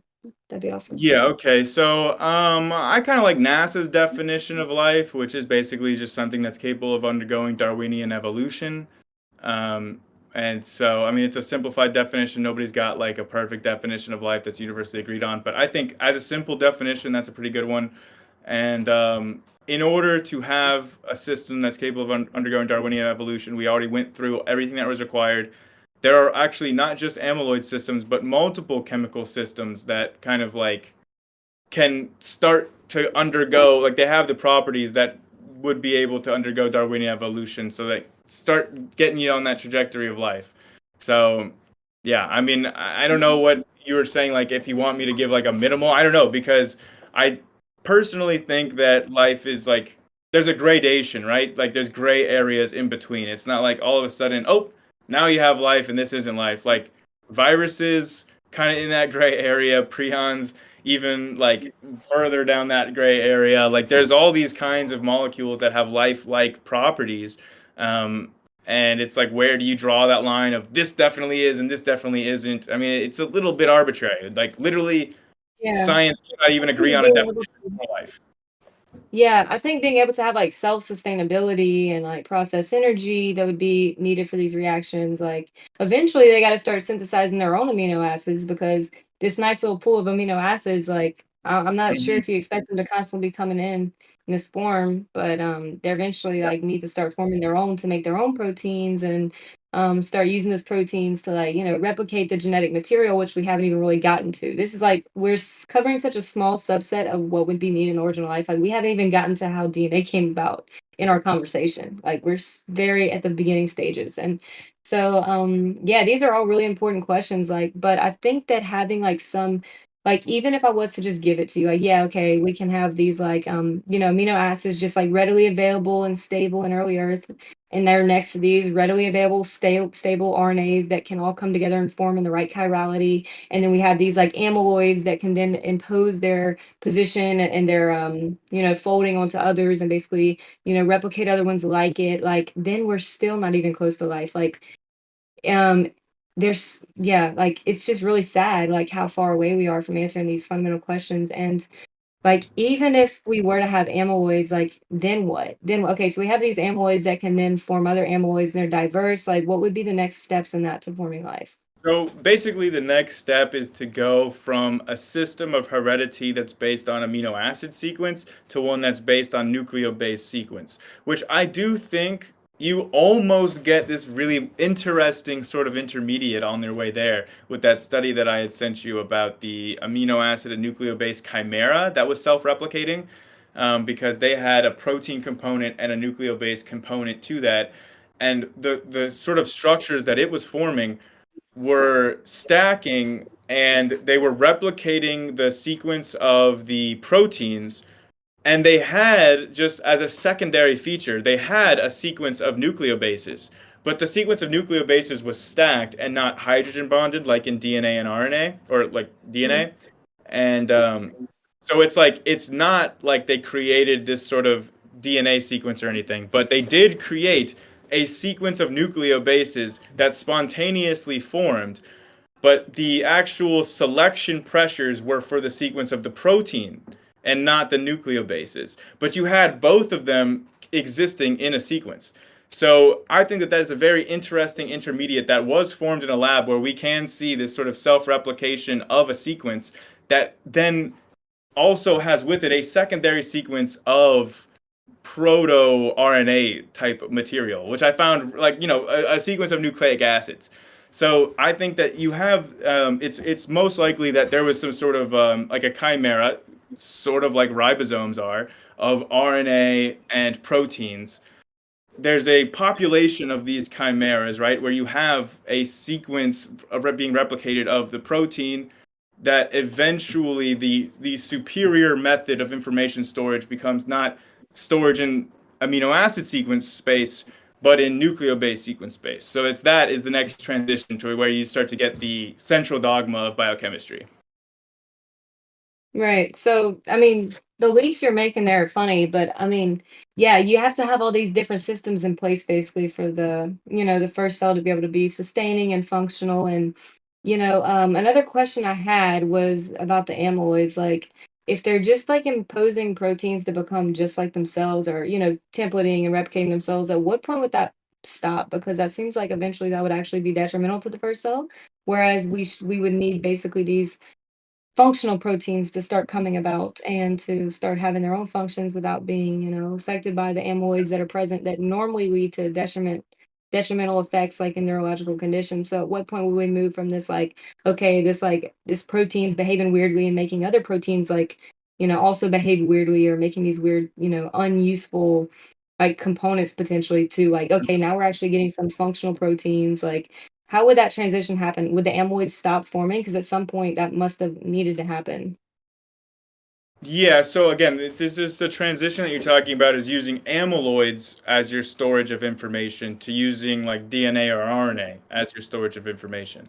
And so I think that you did a great job of elucidating exactly why that change needs to happen. Because the sequence of amino acids is functionally relevant for catalytic activity. So it's not a very good information storage system. DNA, you don't necessarily need, like, I mean, you can have ribozymes and things, but like, it's a much better information, like, nucleic acid is a much better information storage system.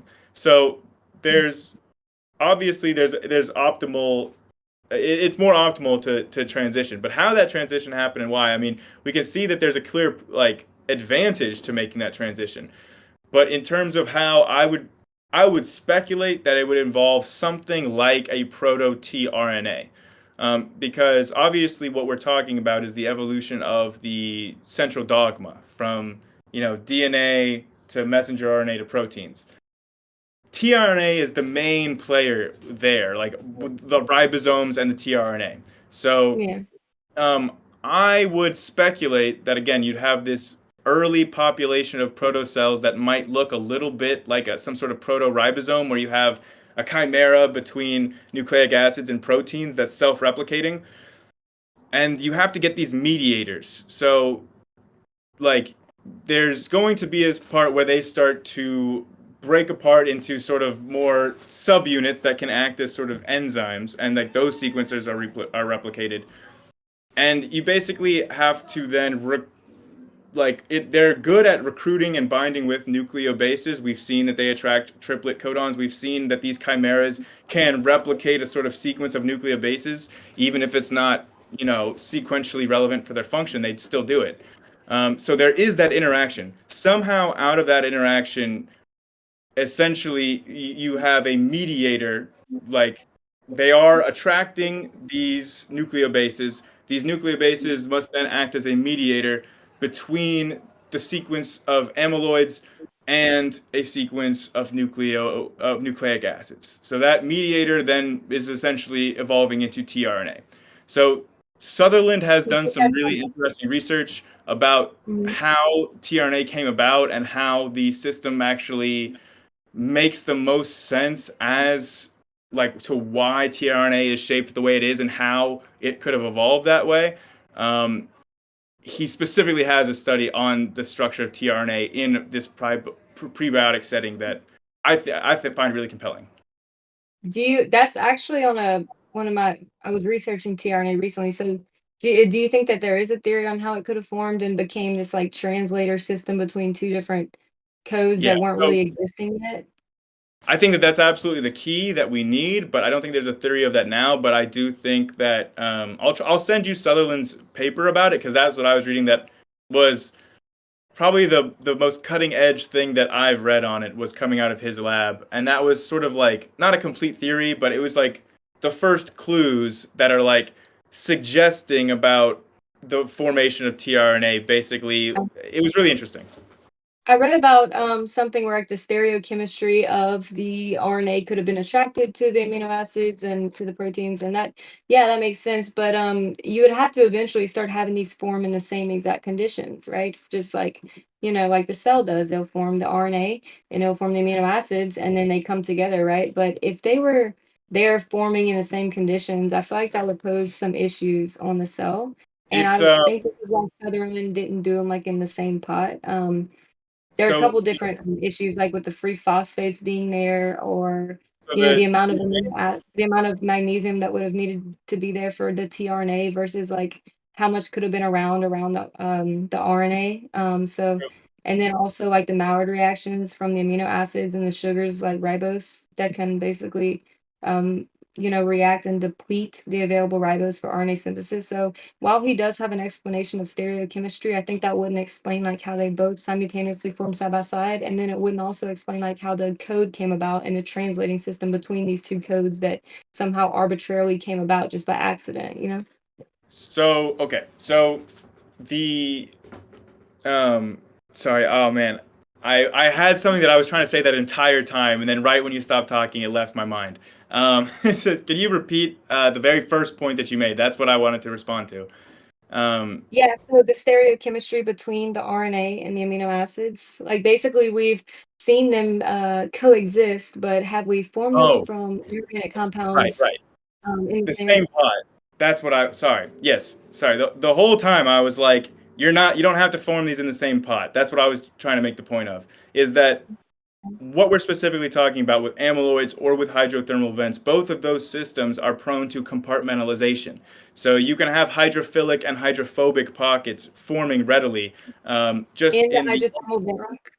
Is that what you're Yes, saying? so in the Okay, rocks of so hydrothermal vents, there's all of these sort of like the surface area is full of these little pockets where you can have very interesting micro environments forming based on just like what chemicals end up there, and you can have micro pH and micro environments in there. But you can have the same thing in amyloid fibrillar networks. These amyloids form these vast structures of fibril networks, and in them there are hydrophobic pockets to where you can have like unique chemistry, and they can sort of these amyloids, these primitive proteins, act as really simple enzymes to catalyze reactions that wouldn't occur in the normal aqueous environment.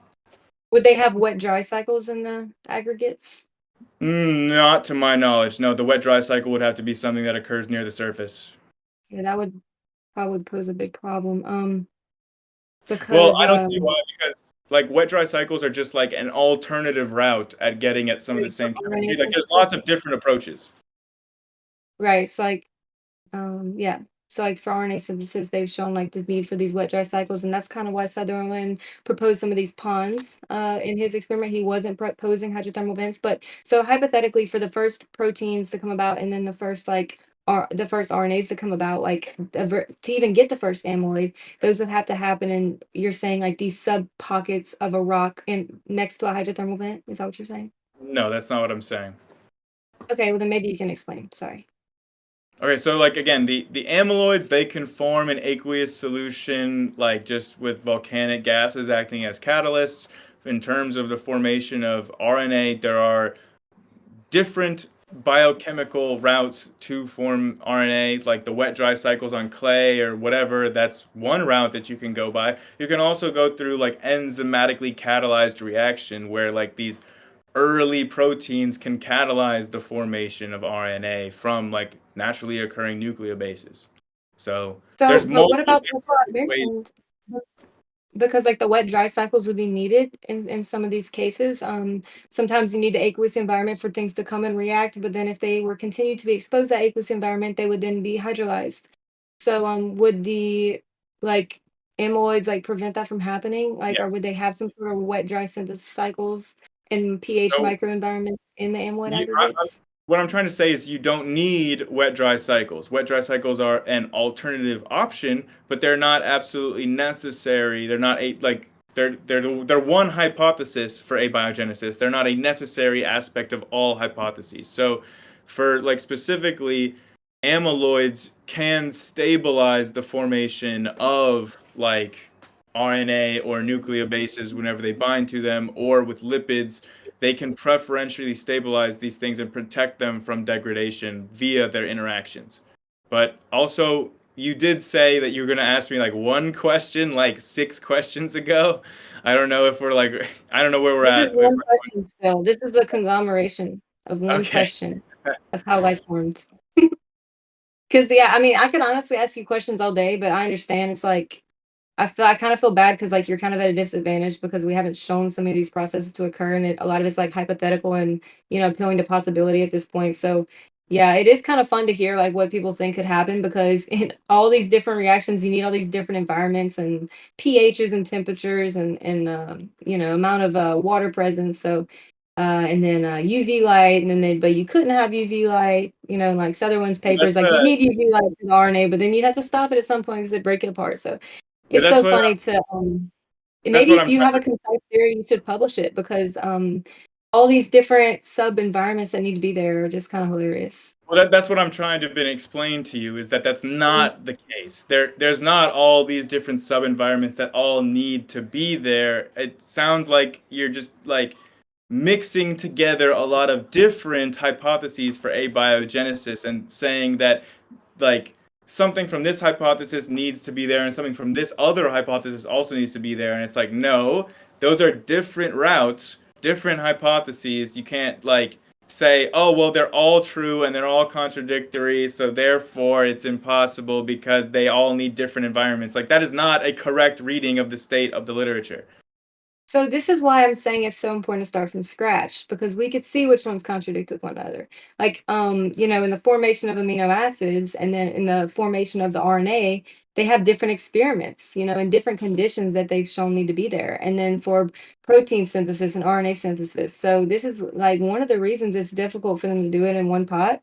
And just looking at all the leading papers on abiogenesis, they'll invoke different reactions, and they admit that. But it's funny because they add on to other experiments that have been done. They say, okay, well, we know amino acids can form because of this experiment, this experiment. Now we're going to do this experiment with different conditions to show some other product. So there's a reason why it's most likely not sequential, because they have different environments that they need. They hyper tweak these experiments to work for their particular scenario that they're trying to demonstrate. But then again, that's what I'm saying. It's not really relevant because you need to come up with some storyline of how this happens Yeah, in somewhat similar conditions. I'm trying to say that you're mistaken in thinking that all of these different environments are all required, because these different papers illustrating very different aspects of abiogenesis are using them. That is not a valid conclusion to draw Can you tell me from what I'm the. mistaken in particular? What was that? What can you give me an example of something that I've been mistaken Yes. on? Yeah, I'm trying to say, like, when you're saying that, oh, well, over here, wet dry cycles are required for RNA synthesis, and therefore that means that wet dry cycles must be required for RNA synthesis in amyloid research or something. And, like, or it must be that there are wet dry cycles creating the RNA for, like, hydrothermal vent ideas. That is what you're wrong about. That is fallacious reasoning, because those are different pathways entirely. The pathways of RNA production for hydrothermal vent models are going to be different than wet dry cycles. Like, these are different ideas. Like, you're basically, abiogenesis is currently not one theory. There are currently multiple different competing hypotheses. You cannot say that all of these hypotheses are all true and all occurring at the same time. That's the fallacious reasoning. Because for you to say that it requires all these different sub-environments requires you to say that all these hypotheses are all occurring simultaneously, which is just not a correct reading of the science. Yeah, so like for example, like I've seen the papers where like short RNA sequences can bind to the peptide amyloids, but have they formed these ribonucleic bonds in the presence of amyloids? Like, have they simultaneously formed those bonds, right? And but I know that they can stabilize one another. I know that they can have like some sort of stereochemistry and like stabilize once they're already formed, but it's the synthesis of the amino acids and the peptide bonds and the you know ribonucleic acid bonding, right? The RNA bonds of the nucleic acid. So things like that would definitely need some more like experimentation and demonstration. That's why it's kind of hard to get a concise theory, because they're adding on to previous experiments and they're using different conditions and different chemicals. So that's why I think a lot of these aren't really prebiotically relevant if you go read like the materials and methods of each of them. Well, yeah, a lot of them are not trying to be prebiotically relevant because that's not the point of the experiment. Like, you have to go in with the experiment saying, why are they doing this? What is their goal? What are they trying to elucidate? And it's like, not every single experiment is going to be trying to elucidate something that requires prebiotic starting material. Like, they're going to be interested in some other aspect that they're investigating. Like, it depends on the study itself. And like, yeah, there are other studies showing that like you can have RNA formation catalyzed in some sort of peptide RNA world in an aqueous environment that's not using wet and dry cycles. Like, there's all kinds of different abiogenesis experiments out there trying to figure out different ways to form RNA. It's not saying that like there's just one way that we know RNA had to have formed and it has to be wet and dry cycles. Like, that is not the state of the literature. Right. Well, if we could show the formation of RNA, or if we could, show these nucleic acids being synthesized with their phosphate backbones in the presence of other, amino acids already there and their formation, like, that would be really cool. But so if they're not being prebiotically relevant, however, I don't think that they should be used like as evidence of undirected abiogenesis rather than evidence, rather than like a suggestion of, hey, once it's already there, this could happen, which is kind of what they're doing. But I don't think you should use that as evidence for undirected synthesis of life on early Earth conditions. Yeah, I don't really think that people are necessarily pointing to these studies as saying, "Oh, look, this is like evidence that abiogenesis happened this way." Like that's not the point of the I research. think they are I sometimes. don't Yeah. think so, Taylor. I think you're misreading it because the point of the research is to investigate what is chemically possible. You're trying to create primitive chemical systems and then play with them to figure out what they can do, what they're capable of. You're trying to learn more about the world. That's why you do science. You might have an ultimate goal of hey, maybe if we could show that this is how life could have arisen, but the goal of these experiments is not like what you're portraying them to be. Like it's like any other field of science. Like you said that you like worked in a biology lab or something, so you've done science, right? Like you know that like when you're set out to do an experiment that you have a grant for, like you are Yeah. going to be interested in one particular aspect. You have one very narrow field of like that you're like trying to solve, right? But, Like but people do use these as evidence and say, hey, this could indicate this happened. But, I just feel like if it's not prebiotically relevant, it shouldn't even be in the field of evidence for abiogenesis. That's just my okay, opinion. And I think, okay, yeah, I that's know fine. you disagree. It's okay. We can disagree on that, right? But Yeah, I disagree. it's fine that you like feel that way, but like, is that an actually like reasonable expectation to have in the scientific field if you want to actually make progress? I don't think that it's very logistically feasible. I don't think any other field of science would do anything like that. Like, it's just not how any field of science works. Like, if we want to figure out, hey, can amyloids self-catalyze? Then we specifically construct an experiment to test whether or not, in principle, amyloids can do autocatalysis. It's like, oh, well, that experiment doesn't count because you didn't start from prebiotically relevant starting materials. Like, well, that's not what we were trying to figure out. That wasn't the point of the experiment. It's like, Okay. yeah, I just feel Yeah. like I feel like you're special As long as you pleading don't present that as towards evidence, we're good. I think you're special pleading for origin of life research. Like you expect a different scientific method out of origin of life research than any other field of science. Like if we're just looking at the way that research is done in science generally, there's nothing different happening in origin of life versus any other field. How am I special pleading to ask for them to replicate prebiotic Earth conditions in a claim that says life can form on prebiotic Earth?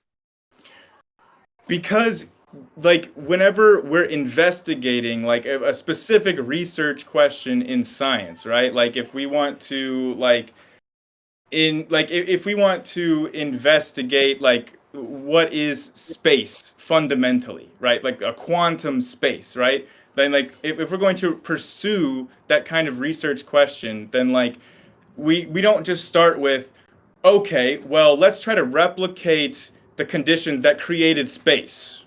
You don't just start out with that. And if you're trying to investigate like what space is made of fundamentally, then like you wouldn't like you can investigate certain properties of it. You can say, oh well, what's the smallest amount of space that's meaningful? And then if you say, oh well, that question doesn't matter at all because you're not replicating the kinds of conditions that actually create space or where space originates from. Like even though you're trying to figure out where space originates from, that's what the answer to the question that you're investigating. The way that you're investigating that question is to investigate, well, what are the properties of space? Maybe there are some properties that can elucidate something more deeper about what it is fundamentally and where it comes from. It's like you start by investigating as many different characteristics and properties of it as you can. You don't just have to say, well, the only research that we should ever do to answer this question is just try to focus on replicating the conditions at the origin of space. But if they claim that space can originate from some chemical reaction and we have chemical reactions that we can replicate in the lab, that's not too unreasonable to ask for. Yeah. Oh, yeah, but okay, so basically, my point is that this research of abiogenesis I is not understand your point. necessarily I get it. I get it. really, I really but I do. haven't made it yet. I haven't. I genuinely haven't made it yet. The I just point. want to step in. We're about almost 2 hours in. Do you guys want to switch to Q&A at this point? Yeah, we can. I'm gonna go turn my fan There's a on or open the window because it's hot up in here. Yeah, there's a bunch of people who want to ask you guys Oh, good. questions. I'm glad we have a bunch of questions. Perfect. Let me go open this window for a second, and then I'll come right back. Is that okay? Yeah, if you Okay. guys have to take a bathroom break, whatever you need to do. Yeah, I'll get some If water. anyone wants to go for Q&A, just raise your hand, and I can bring you up. I believe we had a list. I think Jeremy had a list. I know Biastocles wanted to come up. He was first. I feel like Dan wanted to come up.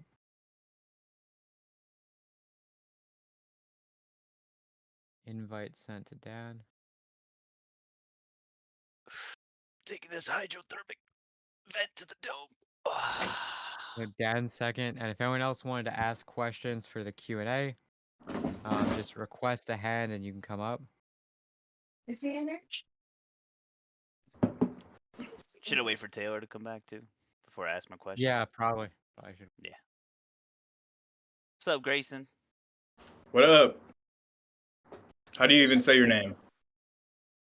Just try it and want to see what you can do. Blah, blah, blah. Good enough. It's Biastocles.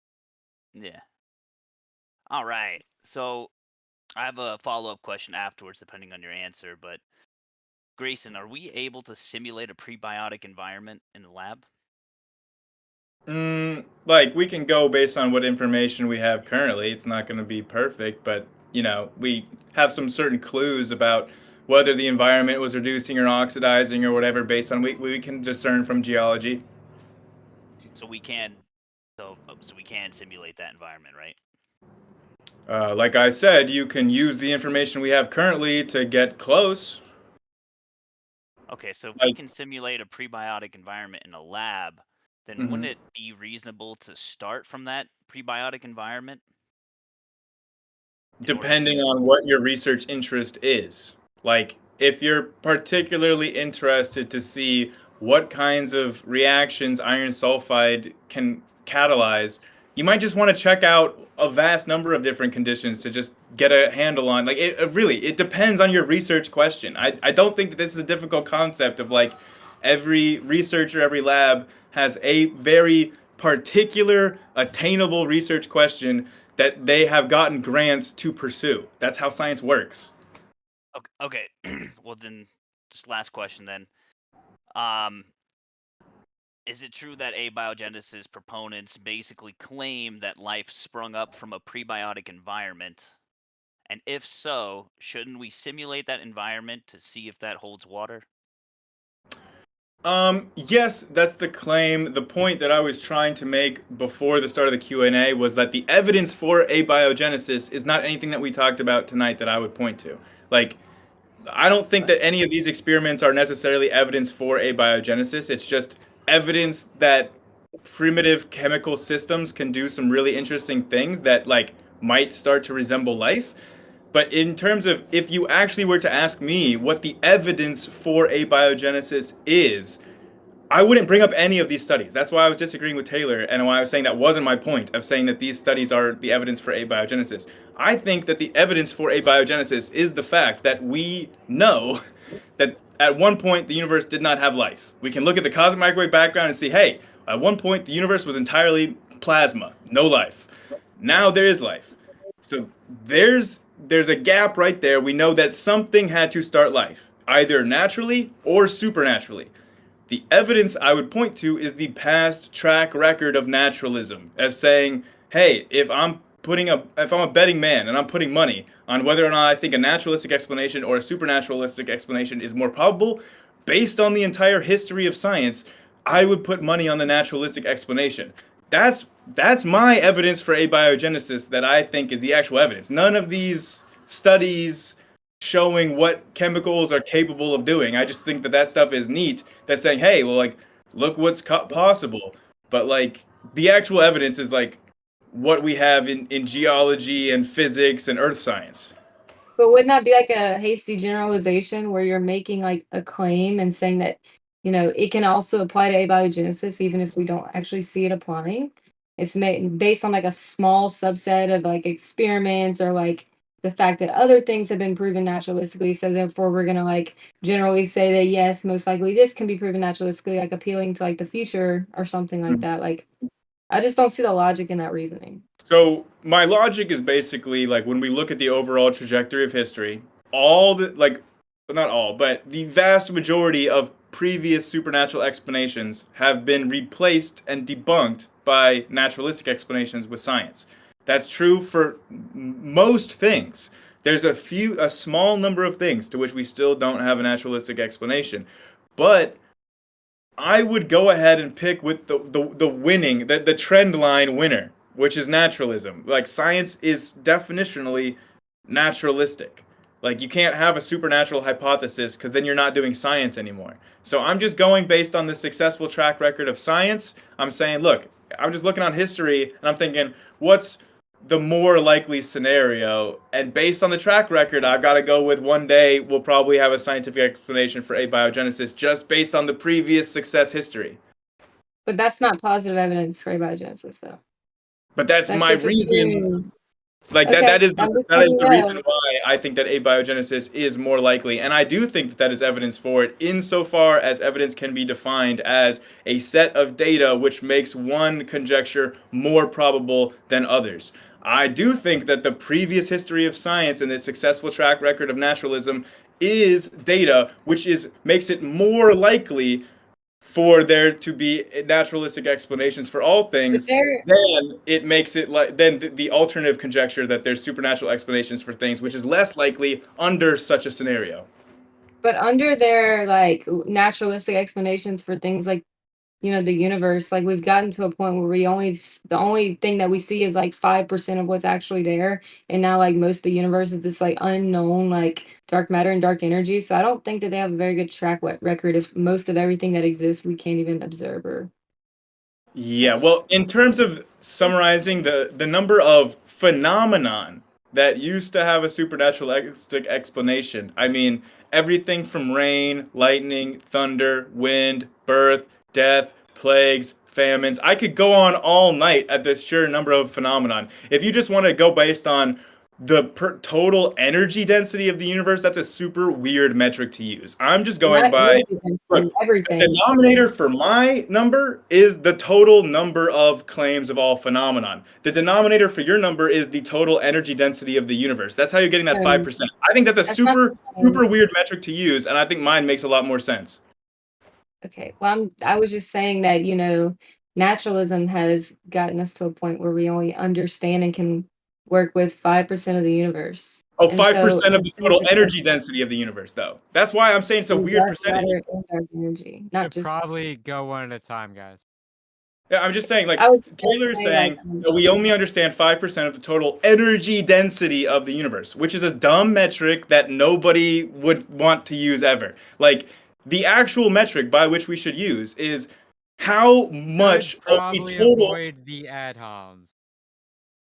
how yeah, much I of wasn't the, saying that was my metric either. I was just saying you it's repeated ironic it two how times as the metric that you want to use. I'm going based on your words. The actual metric that anyone should use is the total number of phenomena known about versus the total number of phenomena with naturalistic explanations. That's what we should be talking about if we want to have a good faith discussion. All right, we're getting off topic here. Graylin, if you think that the Q&A is the end, we're only just beginning. First of all, we spent half the time talking about how a bunch of different scientists can go over here and create 1/1 millionth of a cell, and then we can all just work together and conglomerate and act like that's a conclusion for abiogenesis.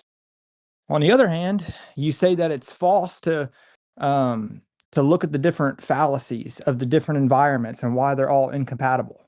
So I don't know how you bring together those two ideas. I think it's fair to say there's enough fallacies that Taylor presented on recently to be quite amazed that life ever came about on its own. All right. Okay, well, it's really easy, Dan, is that both of those things that you just summarized about my position are wrong and straw men and not anything that I have put forward here tonight. That's fair. All right. So first of all, how do you suppose that these like amyloid fibrils dealt with all the like random aggregation and like contamination that would have been in abiotic life? For example, if there's an iron concentration over 1 micromolar, it abolishes the amyloid beta 42 fibril formation. Yet Mhm. prebiotic oceans likely had a much higher metal concentration. Where are you getting that small concentrations of iron disturbs amyloid formation? Where are you getting that information from? Yeah, this paper Wasn't by Carl Peter Murray, Amyloid and the Origin of Life, Self-Replication, Catalytic Amyloids as Prebiotic Mhm. Information in Protometallic Entities. Yeah, CPJ Mori does good work. So you're reading that that iron interrupts amyloid formation. Correct. Okay. And you're saying that those concentrations of iron are found in the oceans, right? Yeah, yeah, and it says that Okay, so then you're saying that CPJ Mori, who wrote the entire article coining the term amyloid world hypothesis, this is one of the leading authors in the field on it. You're saying that even though he wrote that, he just missed the implication of it, and like he wrote, "Oh, hey, that ancient iron in the ocean that would totally disrupt everything that I'm writing about in this paper, but I'm going to do it anyway," because he didn't see the connection, or what do you think happened with CPJ Mori there? I think that's irrelevant. So what Well, I'm he's saying you there is that just there's read from plenty him. of reasons. You're just kind of like doing some cartoonish thing or something. But thank you What? for being with us. No, wait, What wait. we're I'm not saying doing is that anything. there's plenty of reasons why these things don't work. And I don't know what we're talking about with some person or whatever. But next we'll talk Sam, about like aldehydes. For wait, example, wait, wait. are you familiar with the Maillard reaction and how lysines and arginine residues get modified by sugars? Yeah, look, I'm not doing any cartoon thing. I'm asking you pretty to exhibit popular. critical thinking. Like, I'm just asking you to critically think about the information that you've just presented me, because you're saying, hey, you quoted from CPJ Mori as to say, as an explanation for why amyloids wouldn't be able to form prebiotically. And I was wondering whether or not you realize that CPJ is one of the main proponents for the prebiotic formation of amyloids. I So if you're see. Okay. quoting the man with something that he would directly disagree with, like it seems like you're either missing something or you're saying that CPJ Mori is either missing something or lying. That's what I'm Arguing saying. So, Like, so the critically deal think. is, I'm not even trying to spend time thinking about some other dude. I'm just trying to bring forth this problem that if metals disturb amyloid formation They and don't. there's metals, they don't. Okay, so There's I've been actually there's another study I could bring up that showed that then in the presence of please, Is this zinc, all right? Can you let someone like finish what they're saying before you like hastily chime in? I mean, it's just kind of audio chaos when everyone's jumping down each other's throats. like I've been like so hungry for any research paper while listening to this entire thing that I had to just start researching it myself, and I didn't know anything when this first started. Okay, I, so I've like listed if several. okay, I'm sorry, I kind of missed what you said, but like I understand the guy wrote the book on it or whatever, and all I'm just trying to bring up is some of the problems that could have happened with amyloid, and I have a few others. Okay. First that came up was the metals. Let we can move on. I then was gonna found out about the Maillard Oh, reaction. respond, man. Before you move on, can I have a chance to respond? I've been waiting for you. Aye, aye, aye. You Me were saying too. you want specific Please do. studies. I was in the middle of giving you a specific study showing that in the presence of zinc, it actually increases the amyloid's ability to catalyze reaction. I'm giving you exactly what I want, what you wanted. Like, but you just want That's to move super on cool. before I'm allowed to So the respond. metals help. The metals actually help. Zinc metals do. I don't know about the iron that you brought up, but you're just being too ambiguous when you just then try to extrapolate from iron to all metals. It's just not, Well, it's just disingenuous. okay, I would just caught a little bit of what you said. You said that the zinc helps catalyze the reactions. That's super cool. Thank you for telling me that. Like what about you know, is there any sort of thing about the dehydration reactions versus the thermal vents and stuff? Because I know that well, I saw somewhere that the thermal vents would be disruptive to the amyloids creation, and then on the contrary, like protein polymerization requires the wet dry cycles. And I could be like wrong on something, but I was just kind of curious if you have could give some more information about that. Yeah, you'd be incorrect about that. Like in terms of amyloid formation, they're catalyzed by the kinds of gases that occur at hydrothermal vents. The wet-dry cycles are not necessary for peptide bond formation. We did go over several papers. Like we went over a paper showing this earlier. You're saying that there weren't enough papers in this discussion, but like we went over Greenwald et al. 2016 that showed this exactly. So Can you describe how he made the protein bonds and what conditions, like in what pH and stuff like that? so Greenwald et al. I think they used DMSO instead of the carbonyl sulfide, but they said basically that if they were going to like try to do what you had said and only use prebiotically relevant reactions, the reason they didn't use carbonyl sulfide, I asked him, was because it was dangerous and they didn't want an explosive gas in their lab.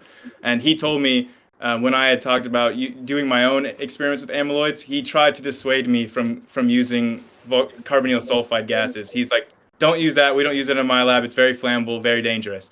That's the reason why he didn't use that prebiotically relevant catalyst and he used DMSO instead. But he's pulling from a 2002 paper that did use carbonyl sulfide, which is relevant for for hydrothermal vents in aqueous solution to catalyze peptide gas formation. If you just search peptide carbonyl sulfide 2002, you should find the study. Right. So that's the thing is like, how would we know that the carbonyl sulfide that was needed to make the precursors would not interact with the, amyloids that are forming? We wouldn't know unless we did that experiment. You would know, because if you know peptide chemistry, like you would know what the you would know that. I mean, it's not like So like, we do just you don't want know like, how carbonyl sulfide catalyzes these reactions. I mean, it's been known chemistry since no, 2002. we do. Right. No, I get that. I'm just saying, unless we like added it into the subsequent reactions with the amyloids, we wouldn't be able to say whether it would affect amyloid synthesis or not. It seems like all these experiments are like tweaked in an optimal conditions for these particular reactions to happen. Well, this one was tweaked for the safety of the scientists. So maybe bring up that complaint with OSHA or something. I don't know. But, like, yeah, there's going to be logistical difficulties replicating a prebiotic earth inside of a lab where the scientist has to be able to stay alive. So, like, yeah, there's logistical limitations. I like the same for every branch of science. I mean, at this point, I feel like these issues are just so like petty that like no other branch of science would deal with any level of this kind of scrutiny. I think to like imply that this could be like relevant to abiogenesis is really petty, if that's the word you want to call it. But yeah, I'm I just think kind of that you really. oh, Yeah, go ahead. go ahead. I was just kind of curious how these like self-replicating and growing amyloid fibrils, and I understand from some of these papers they like may break off and then like start creating themselves or something. Like, Yeah. how does that then um form like a any sort of information dense language, as I may call it, like DNA or RNA? And then you talked about, so there's a couple different routes we could go. Like, one question is, why would this amyloid life then choose to use technically a less stable form of information such as DNA? And then another question, we can go back and forth or answer whatever one you want.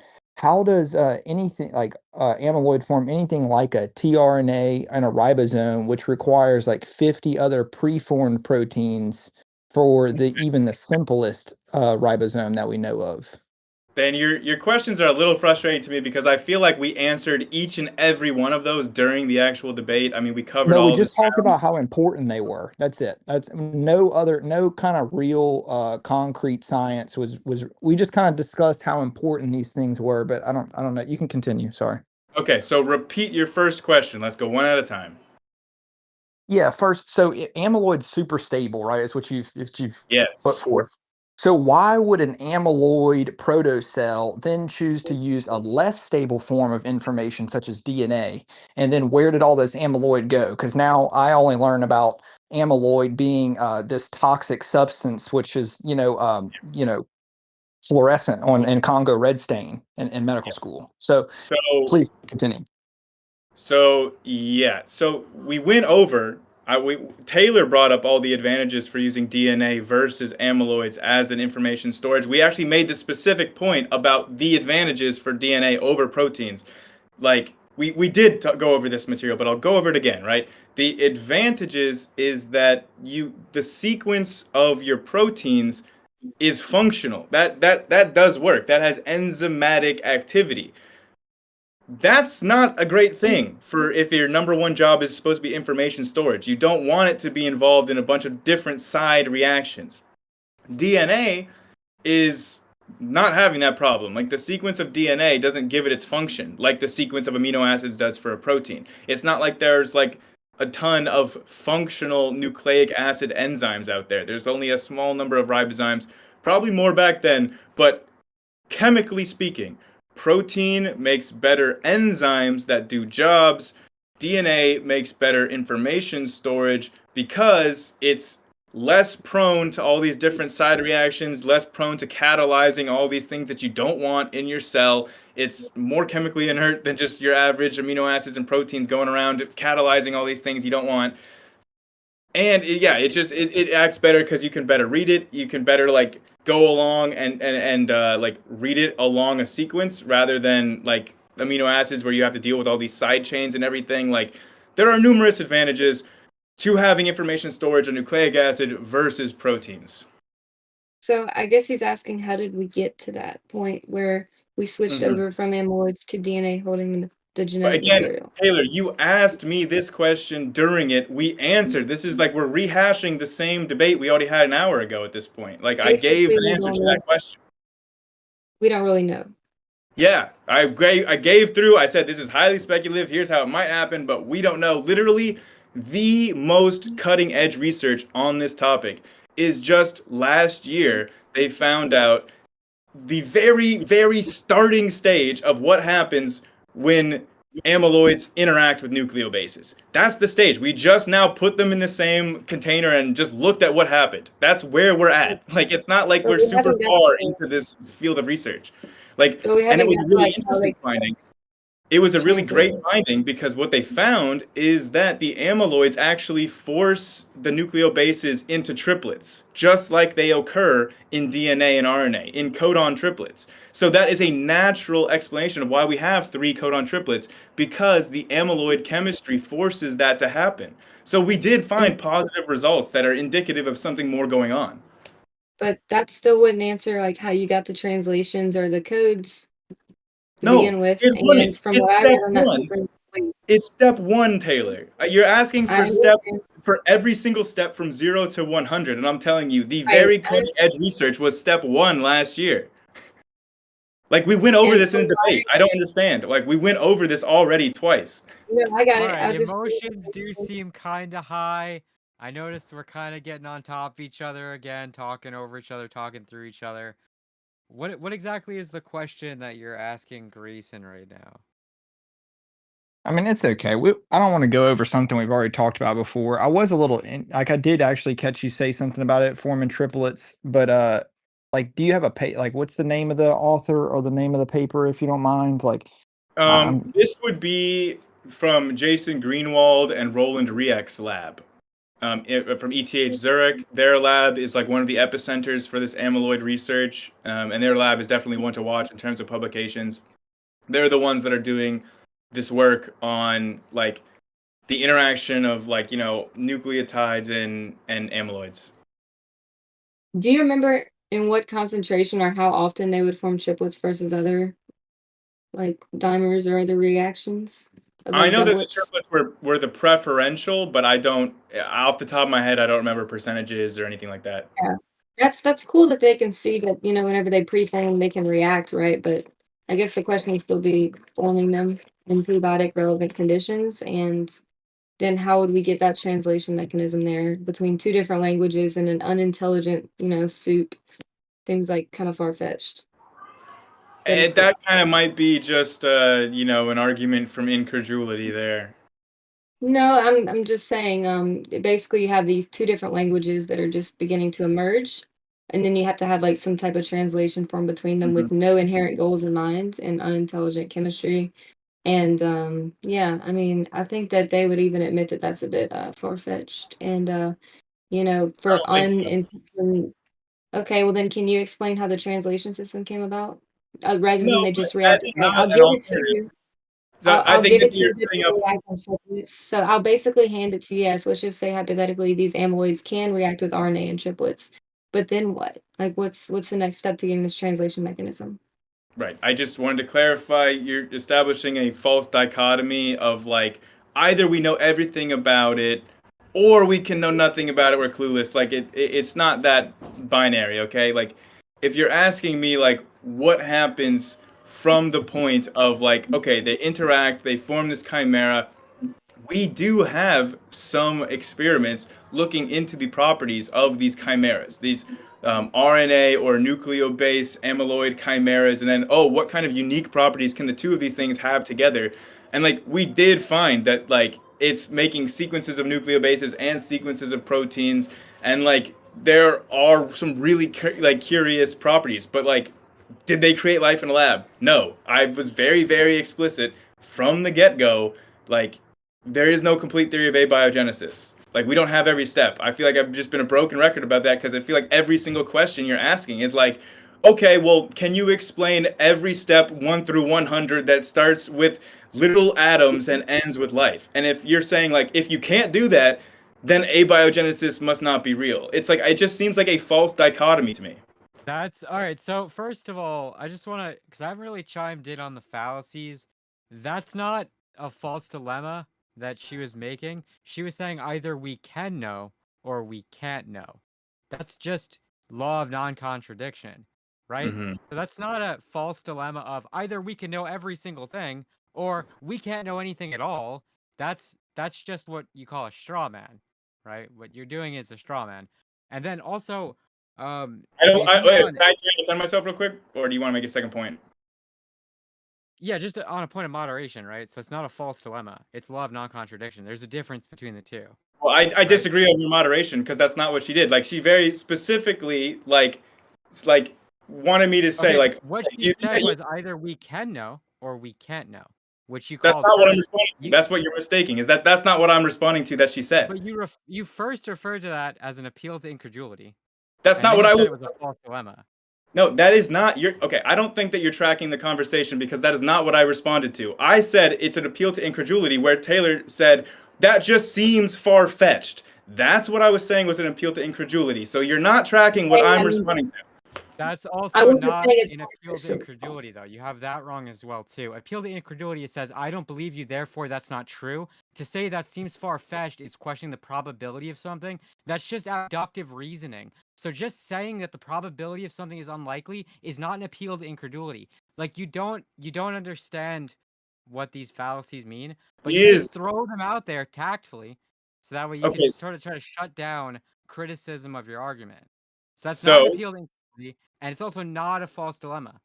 I just want to so point out that that's not an accurate representation of what happened. so we are in a debate about abiogenesis. Taylor is taking the negative about abiogenesis and just concluded it just seems far fetched. That is appealing to her own personal incredulity to try to strengthen her position against abiogenesis. That It's an appeal to that's also, incredulity. again, that's incorrect. That's not what an appeal to incredulity is. You don't know what you're talking about. I wasn't Appeal to saying that means it's incredulity false. is when you try to appeal to your own sense of incredulity in order to make the argument that something didn't happen because you're incredulous of it. That's what we just witnessed.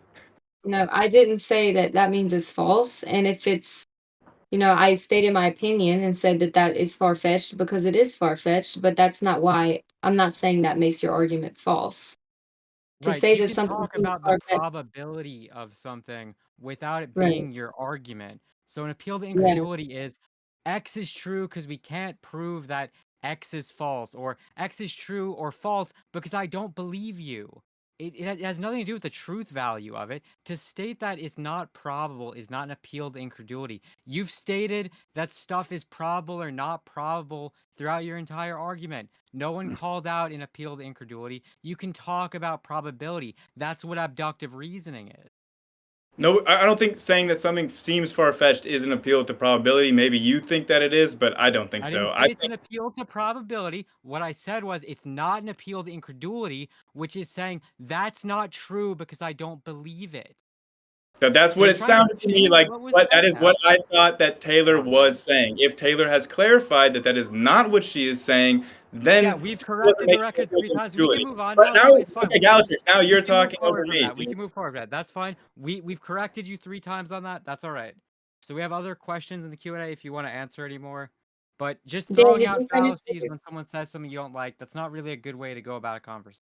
Well, she was disagreeing with me in saying that it seems far-fetched. I don't know what else, if that's not an appeal to incredulity, like, okay, so then why, other than it seeming far-fetched, do you disagree? Because they're two different language models between the proteins and between the RNA. And Dan made a very good point. Why would they switch it over? And then how would they have this interaction where they can then translate it in a system that has no intelligence? It's just pure chemicals that don't have any purpose or end in mind. And so how did this translation system come about? That's a big question that even the original life researchers acknowledged. And so, to say that they could have these two different languages that somehow get translated with no end in mind or intelligent intervention, what do you think that sounds like? What do you mean? What do I think that that sounds like? It sounds Well, like a speculation, a hypothesis. he already said we're less than 1% there. I mean, I think it's over with. I never said that. I don't know why. Like, don't put words in my mouth that I never said. First of all, but Okay, okay, it's like, fine. yeah, I don't know where we're going with this conversation at this point. Like, I don't know where are we wanting to take this conversation? Where do you feel Well, like has not been covered yet? I got think a the question best for you thing, guys are down. yeah. Oh, sorry. Go ahead, Dan. No, I'm good. Please, other questions.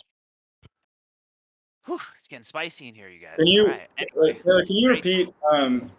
Sorry, can you repeat what answer you just gave about other than incredulity? You said that you like that you think that evidence against abiogenesis was that. Could you just repeat yourself? Yeah, I mean, there's a lot of it. Just like the bottom up approach to forming the first cell. Would have to have multiple mechanisms there in place and multiple systems in order to maintain homeostasis and therefore have Darwinian evolution and replication. I think that that's one of the points. The lack of consistency in the environments that would be needed to be in place for different chemical reactions to occur and to move forward. I think that's another thing. And the different, just like the tRNAs, like we were talking about just now, being Wait, able how to is that? have I understand how any like one of those things is evidence against abiogenesis. Just because there had to be things before abiogenesis occurred, like there's preconditions. How is that an evidence against it occurring?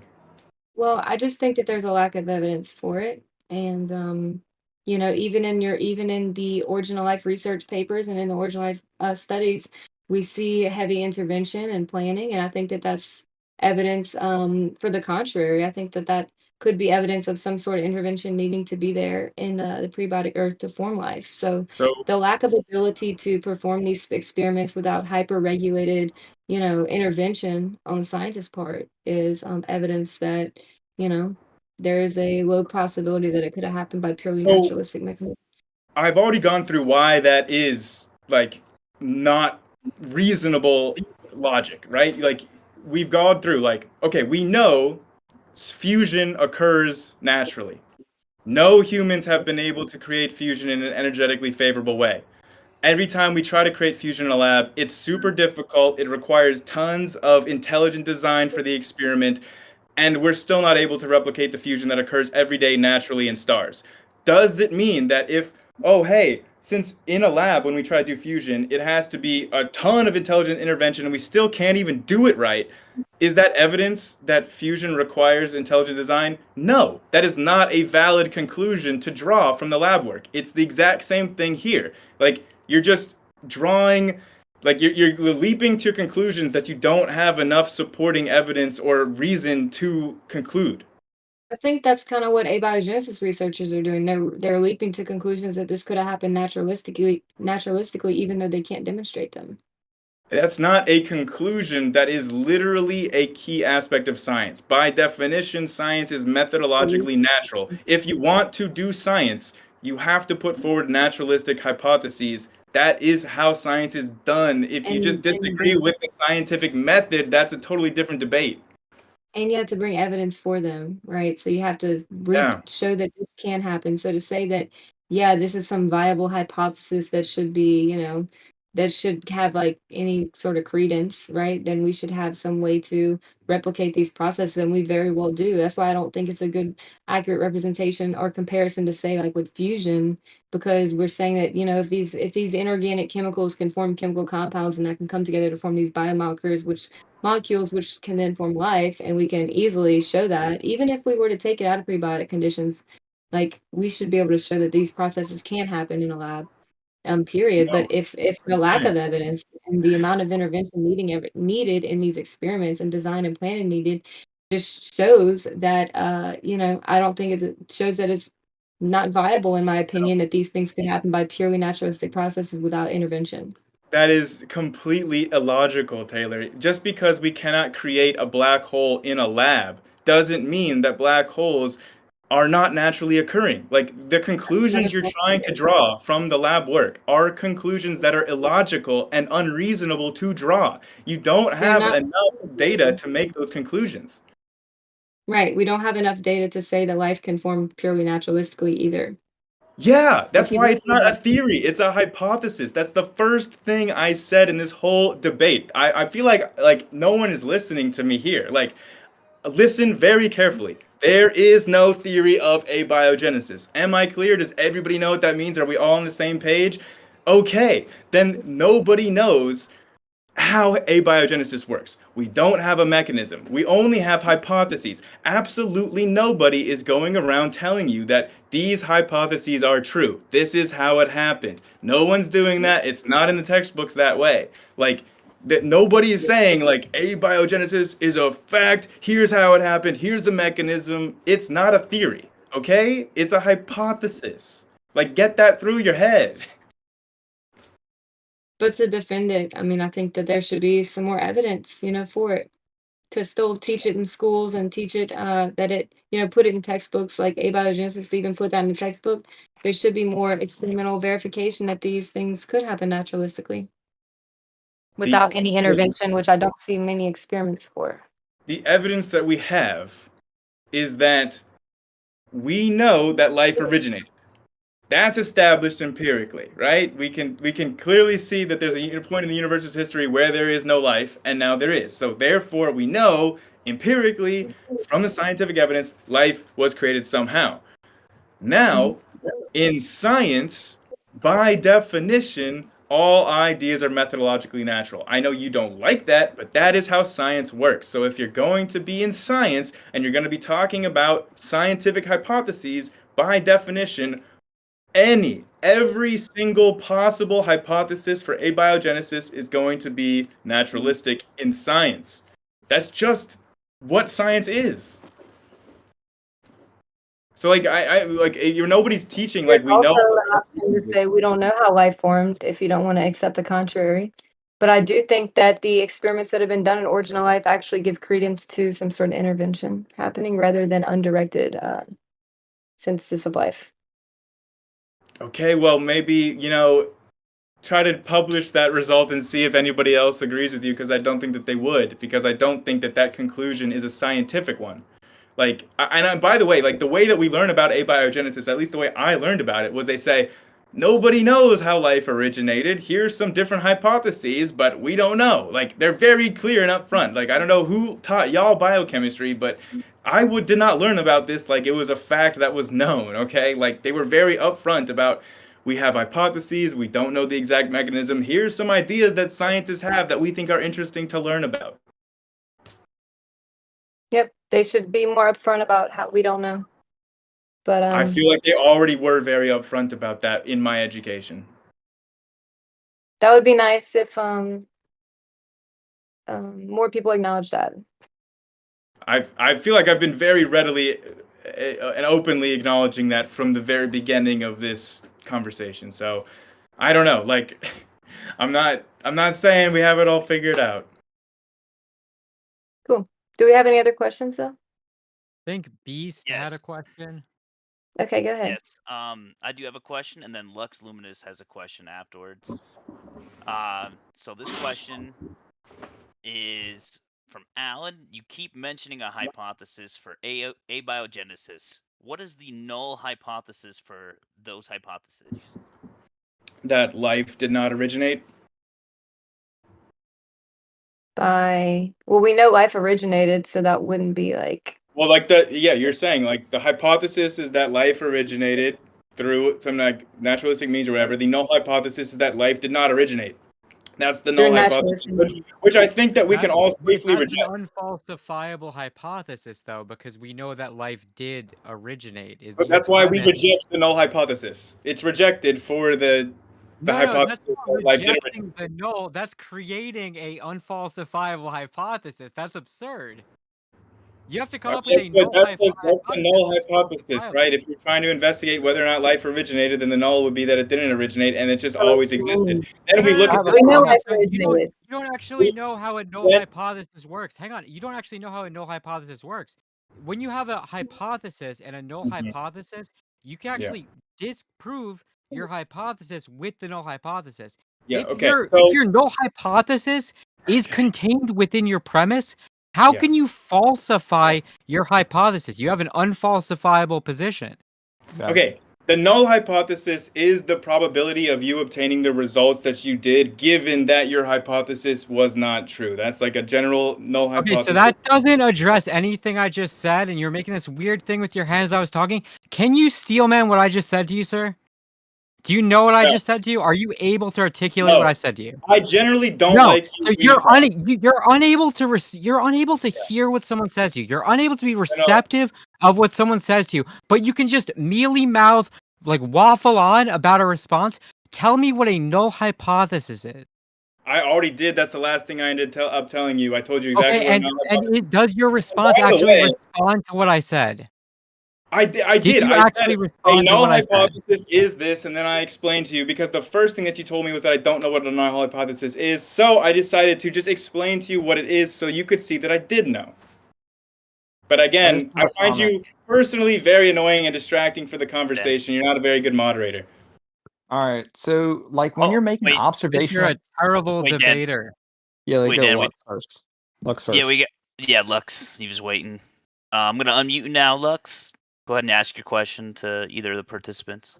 Hey, how's everybody doing? Hope everyone's safe and in good health. I kind of briefly came in and I heard the discussion and I'm hearing hypotheses and probabilities and facts and hypotheses, and all this is a perception based on the collective. Majority of people that are speaking in here have one form of a perspective and they view things in their way of thinking based on that collective that we've gathered, this knowledge that we're all talking about, hypotheses, facts, non-facts. All these information is based on human knowledge. Okay, do you have a question, Lux? Yeah, it's based on this question. So my question is, how can someone sit here and say that life wasn't created and it has no actual architectural or divine builder or blueprint? It's very simple. It's that I don't see any evidence or reason to say those things. I'll give you one evidence, and then you guys can take it from there, because I don't want to take over this platform, because I've done that before and I stood for 6-7 hours. I don't want to do that. Explain to me how come snowflakes come down in all geometric shapes and they're all unique, just like a fingerprint. Because the crystalline formation is a non-linear dynamical process that is highly dependent on the initial starting conditions, where even small differences in like the location in space of each one of those molecules of water coming together into a snowflake can have vastly different results in the end. Like, this is just a classic example of chaos theory. But you're not explaining the geometric shape. The fact that it forms in a geometrically sound shape and they're all different. It can be a billion snowflakes coming down, but they all are unique and different. They're not the same. So, Lux, what about my answer do you feel like didn't just directly answer your question? Because in my opinion, I feel like I directly and substantively answered your question. So when you tell me I didn't, I am confused because I feel like I did. You didn't mention anything about geometric or the shapes about sacred geometry, which plays a key role in that, which governs the underlying universe, which is In fact, mathematically sound. you'll find that I did when I referenced the spatial orientations of the molecule at the start of the seed for the crystal to form have massive implications to the end shape of those molecules. Like if you But you're just look, saying the end zoom shape of in, that molecule. if you That end zoom shape. in, sorry, the Okay, shape of the let's move on. snowflake. If you zoom in, the shape of the snowflake is pretty apparently the result of the crystalline properties of how the actual water molecules are fitting together, which again is a chaotic dynamical process based on the initial conditions. I mean, if you just were to look at a movie of these molecules coming together, it would click for you like that. That explains why the shape is It doesn't because click, of but the you're just saying chaotic. Where's the chaos in that? When Dude, all that has to I'm do not. with I'm not oh, talking about chaos hold in a on, brother. colloquial term. I'm On my using very view. specifically.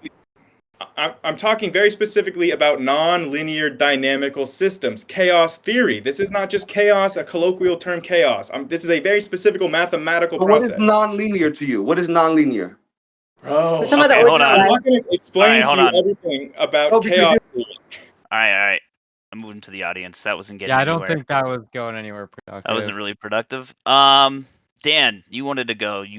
Did you have a question? You said you wanted. Yeah, it was just a brief comment back when we were talking about like observational science versus historical science. Like Alan was trying to ask you, Grayson, like what's your null hypothesis against abiogenesis, basically? And so instead of saying that like life didn't form, like a null hypothesis would be that life required intelligent design.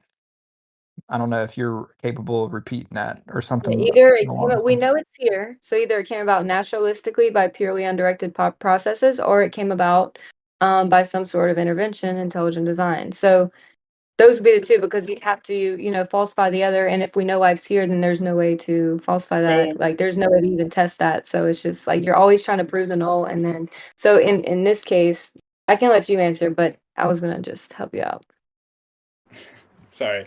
Sorry for constantly interrupting or whatever. I was just You're good, dude. basically saying that in science, right, the null hypothesis has to be naturalistic. So if you were going to say intelligent design is the null hypothesis, it would have to be a naturalistic intelligent design, which then is functionally equivalent to saying life did not originate. Because if you say life had to be designed, that just means that you're introducing an infinite chain of naturalistic designers.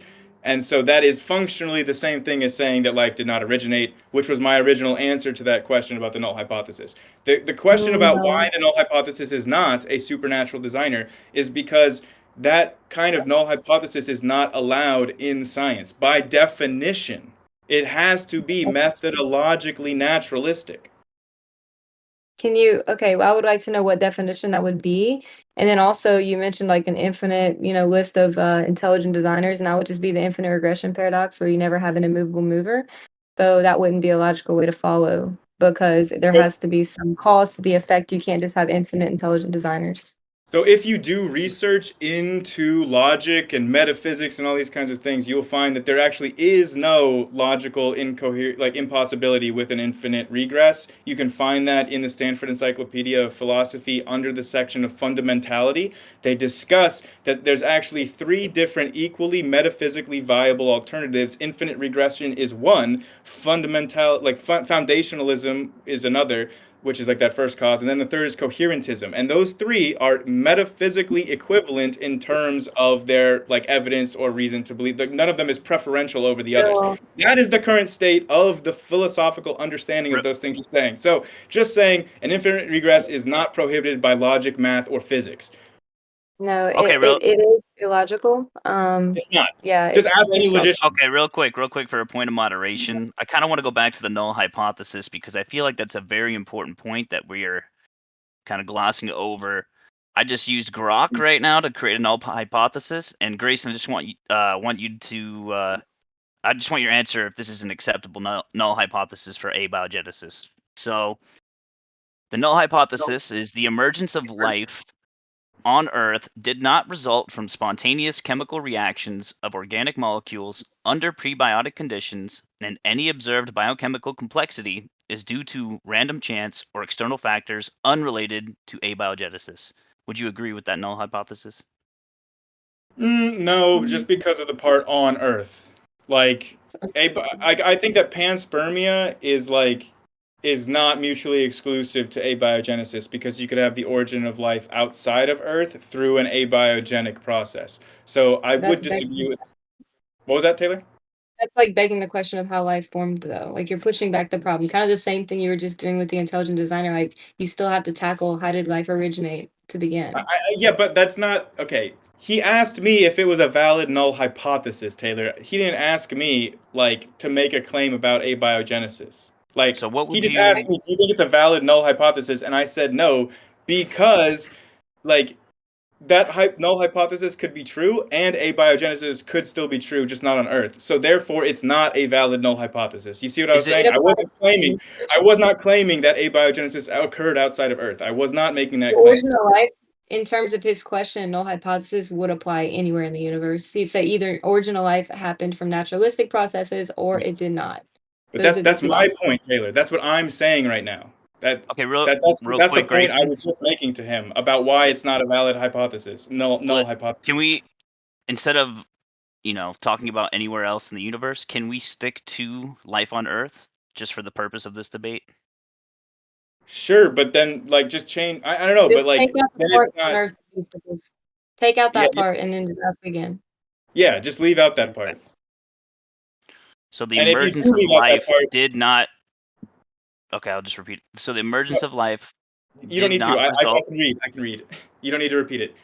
If you leave out that part, then it reads like a valid example of null hypothesis, but I'm just not sure, practically speaking, what that would entail. So it's like saying that all of our observations are not the result of abiogenesis. So then, what is it saying that they are the result of, basically? If life did not originate, then the null hypothesis, if life did not originate naturally, then the null hypothesis, yeah, okay, I can agree with that. The null hypothesis, sorry, I was just thinking out loud. Then the null hypothesis is that all of our options are not from abiogenesis. That's pretty clear. So yeah. Well, I think that has a lot of implications, because I think that through the origin of life research that's been done, we see, just my opinion, right, that naturalistic processes are not explaining the origin of life. So, side point. But I know we can go on a debate for that for hours. But yeah, I think that the origin of life evidence would confirm that null to be supported. I don't really see why you would think that at all, honestly. I mean, if you just look to any other field of science where we don't have a consensus theory, I do not think that you would be applying that same logic that you're using against abiogenesis. You would not say that because we don't have a consensus theory and all of our evidence has not helped us develop a mechanism for quantum gravity, that we should just throw it out. You would never say that. You would never say that about the Mpemba effect or about any other unsolved area of science. You would never say that. But you're saying it here. But if through the areas of research we see that quantum gravity, whatever implication you're trying to make with that, or whatever point you're trying to make, if we do see that this quantum gravity is not, we're observing it and we're seeing that it's not happening, we're not able to replicate it, it's very elusive, we don't even have a theory, then maybe we could apply it to that. I think that should be applied. I think everything should have a null, no matter what the implications are, just by using we should just follow the scientific method here. Are we seeing that it's possible to happen from naturalistic processes? Through these experiments that are being done in the heavy intervention, I would say no. We're showing more evidence for intervention rather than purely naturalistic processes. That is not how the scientific method works, though. It's not basically by that logic, every experiment is showing evidence for intervention being necessary. It's just not. But the experiments aren't making the claim of lack of intervention. The experiments are testing one particular aspect of a phenomena that's happening. They're not saying, yeah, we're going to do these experiments with intervention to prove non-intervention. That just Yeah, but doesn't like follow. every single experiment involves intervention. Everyone. But the Everyone. claims, did you hear what I just said? Yeah, it didn't Seriously. make sense what you just said. You said that the claims are not about intervention, but it's like I don't know. Every single experiment that's trying to test something that happens unguided and naturalistically is testing something that occurs without an intervention. And in order to test that, you have to have an experimental intervention. That's the case for every branch of science, everywhere.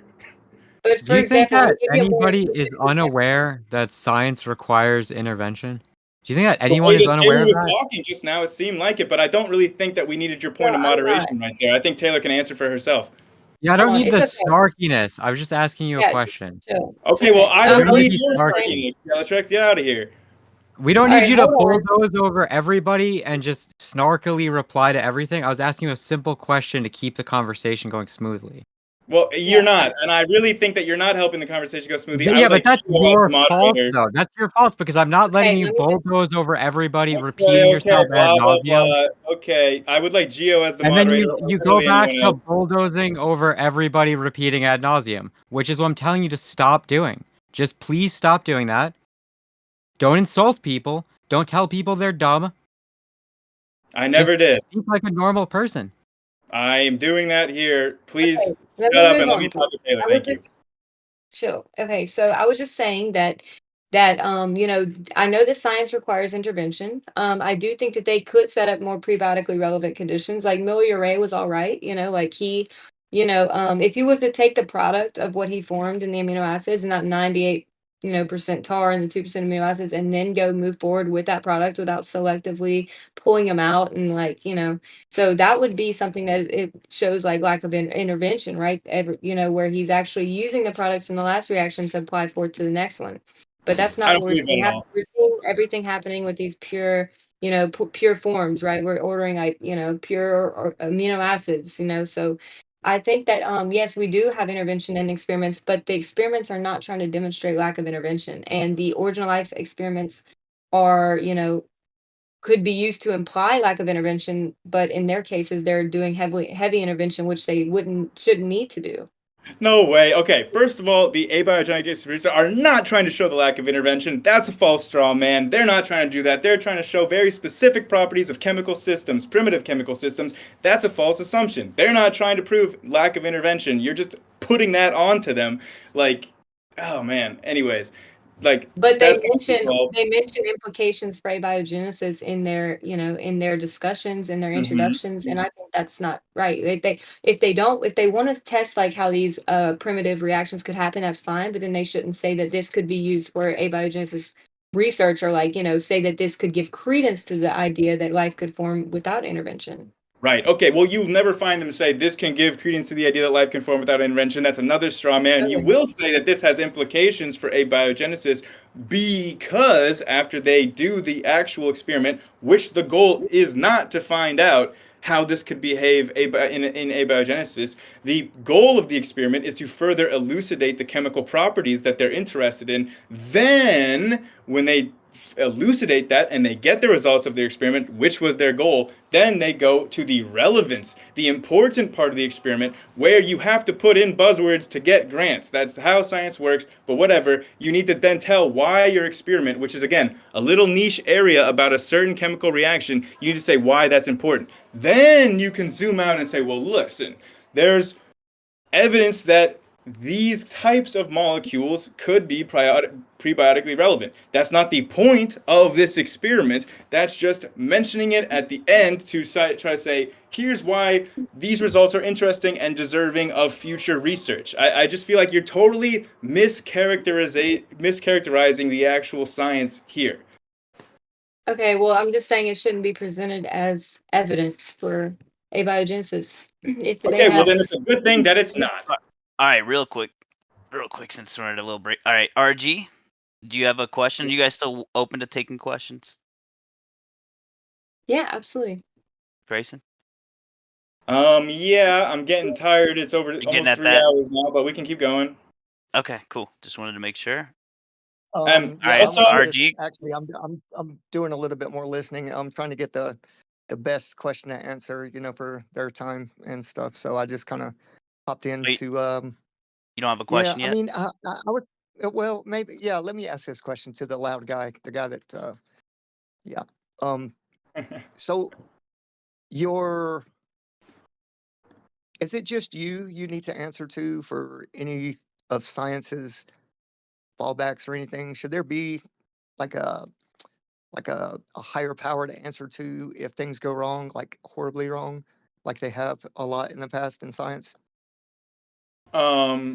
Yeah, if you're talking about like who should science be accountable for, I think that science should be accountable to like humans, humanity, life in general, you know? Like, Like to the people that give the grants, those kind of things, like um, money. yeah, I would say that it's like a little bit more of just a financial accountable. Like, I think that they're like science is accountable to like, not be used against the good of humanity, I believe anyway. Hmm. Also, I just want to Okay. say, Beasticles, thanks for taking over the moderation. I appreciate you, dude. Oh, I'm just chilling, bro. Yeah, I'm still moderating, but if you Oh, okay. argue with a moderator and then you complain that they're arguing with you, kind of get in the weeds together, right? Well, a good moderator would not, but okay, we neither here nor there. Well, a good debater wouldn't constantly argue with the moderator and infer that they're a bad moderator. So, I Well, if mean, the moderator is bad, they might do that, but we can move on. if you prefer a different moderator, we can I get you a do. different moderator. Thank you. You could just ask for that instead of bitching and moaning over and over I did again. already ask for it, and I'm asking for it once more. You did not. If You just yeah, complained. I have one more question if no one else is going to ask a question. You got a cool. question, RG? Okay, cool. Yeah. I'm curious. DNA strands, like the guy the loud guy again. Sorry, I don't know your name, or I would address you Grayson, properly. But you call me have the you loud ever guy. seen like DNA instead of like from a side view, a strand of DNA? Have you ever seen straight down the barrel of DNA? Yeah. I'm just curious. No, You absolutely. have. There's a really good book like The Rainbow Serpent or whatever that's all about like the crystalline structure of top-down DNA. Okay. It's really And interesting. and you do realize it's based on frequency, right? Like different people's individual DNA, it's not the same. Okay, so when you're saying that it's based on frequency, it's based on the sequence of nucleobases, like of base pairs in a sequence, which like if you were going to stretch out Mhm. DNA and then look downwards, which is not the kind of shape that DNA is normally found in, you would never be able to do that in nature. You would have to artificially straighten it out. But then if you did that, yes, there would be a crystalline repeating sequence of patterns to that of the base pairs. You could say that that is a crystal, and there's a certain frequency to the base pairs and everything, but like not in the way that you're trying to imply, I don't think. All right. Well, I mean, like the uniqueness. I'm saying, like an eye versus someone is very rare. Their DNA. What I guess the point I'm trying to make is, or the question I should ask, rather is, do you realize that it's very individualistic, our Yeah, human nature? It's not of course. something that is happenstance. Yes, All right, everybody's RG. DNA sequence Okay. is unique. Okay. Yeah. Okay, All just right, want to RG. I ask that. got Thank you. Yahweh and Truth Seeker. Yahweh, you're up first, and then Truth Seeker after. Go ahead and ask your question. For sure, for sure.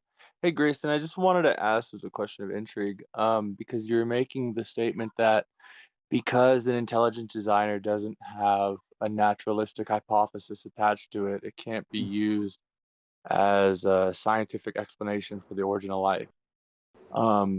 And I would ask, since the argument of an intelligent designer uh, would be more akin to who is the architect that designed a house. Mhm. Um, that's what it would come down to. To establish a basis for that beyond it just being appeal to intelligent design.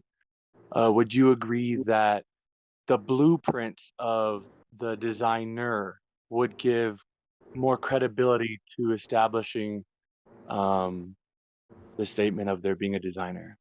Yes. Okay, And that's I all I do wanted think, to ask.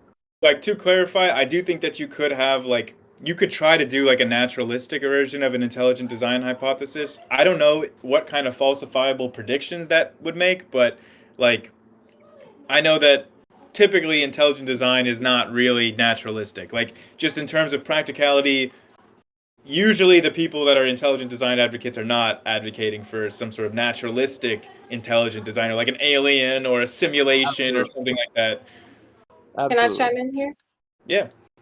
I think there's some good research that could be done, looking at like random sequences and if they can form complex specific information. Can random processes form integrated systems naturally? Can we demonstrate that? Obviously.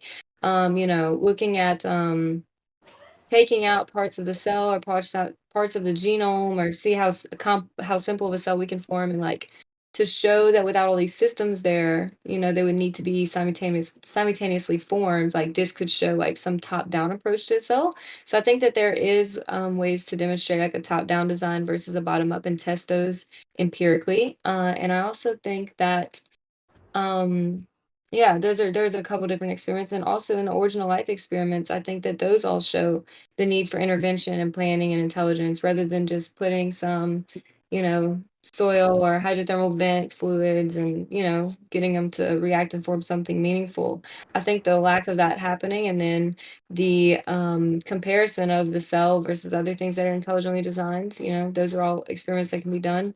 Trying to, use random number generators to see if we can get some sort of informational hierarchy and integrated systems. Those are also things that can be done to show, like, yes, most likely this had intervention, or it had a top-down design rather than a bottom-up design. We have done like experiments with like randomly generated sequences and then showing that they can have like novel functions, which would seem to be evidence against design, or like the existence of junk DNA would seem to go against the notion of design. So I'm also not sure how. I don't know. I'm very interested in this idea that intelligent design can be used to generate falsifiable hypotheses to test it.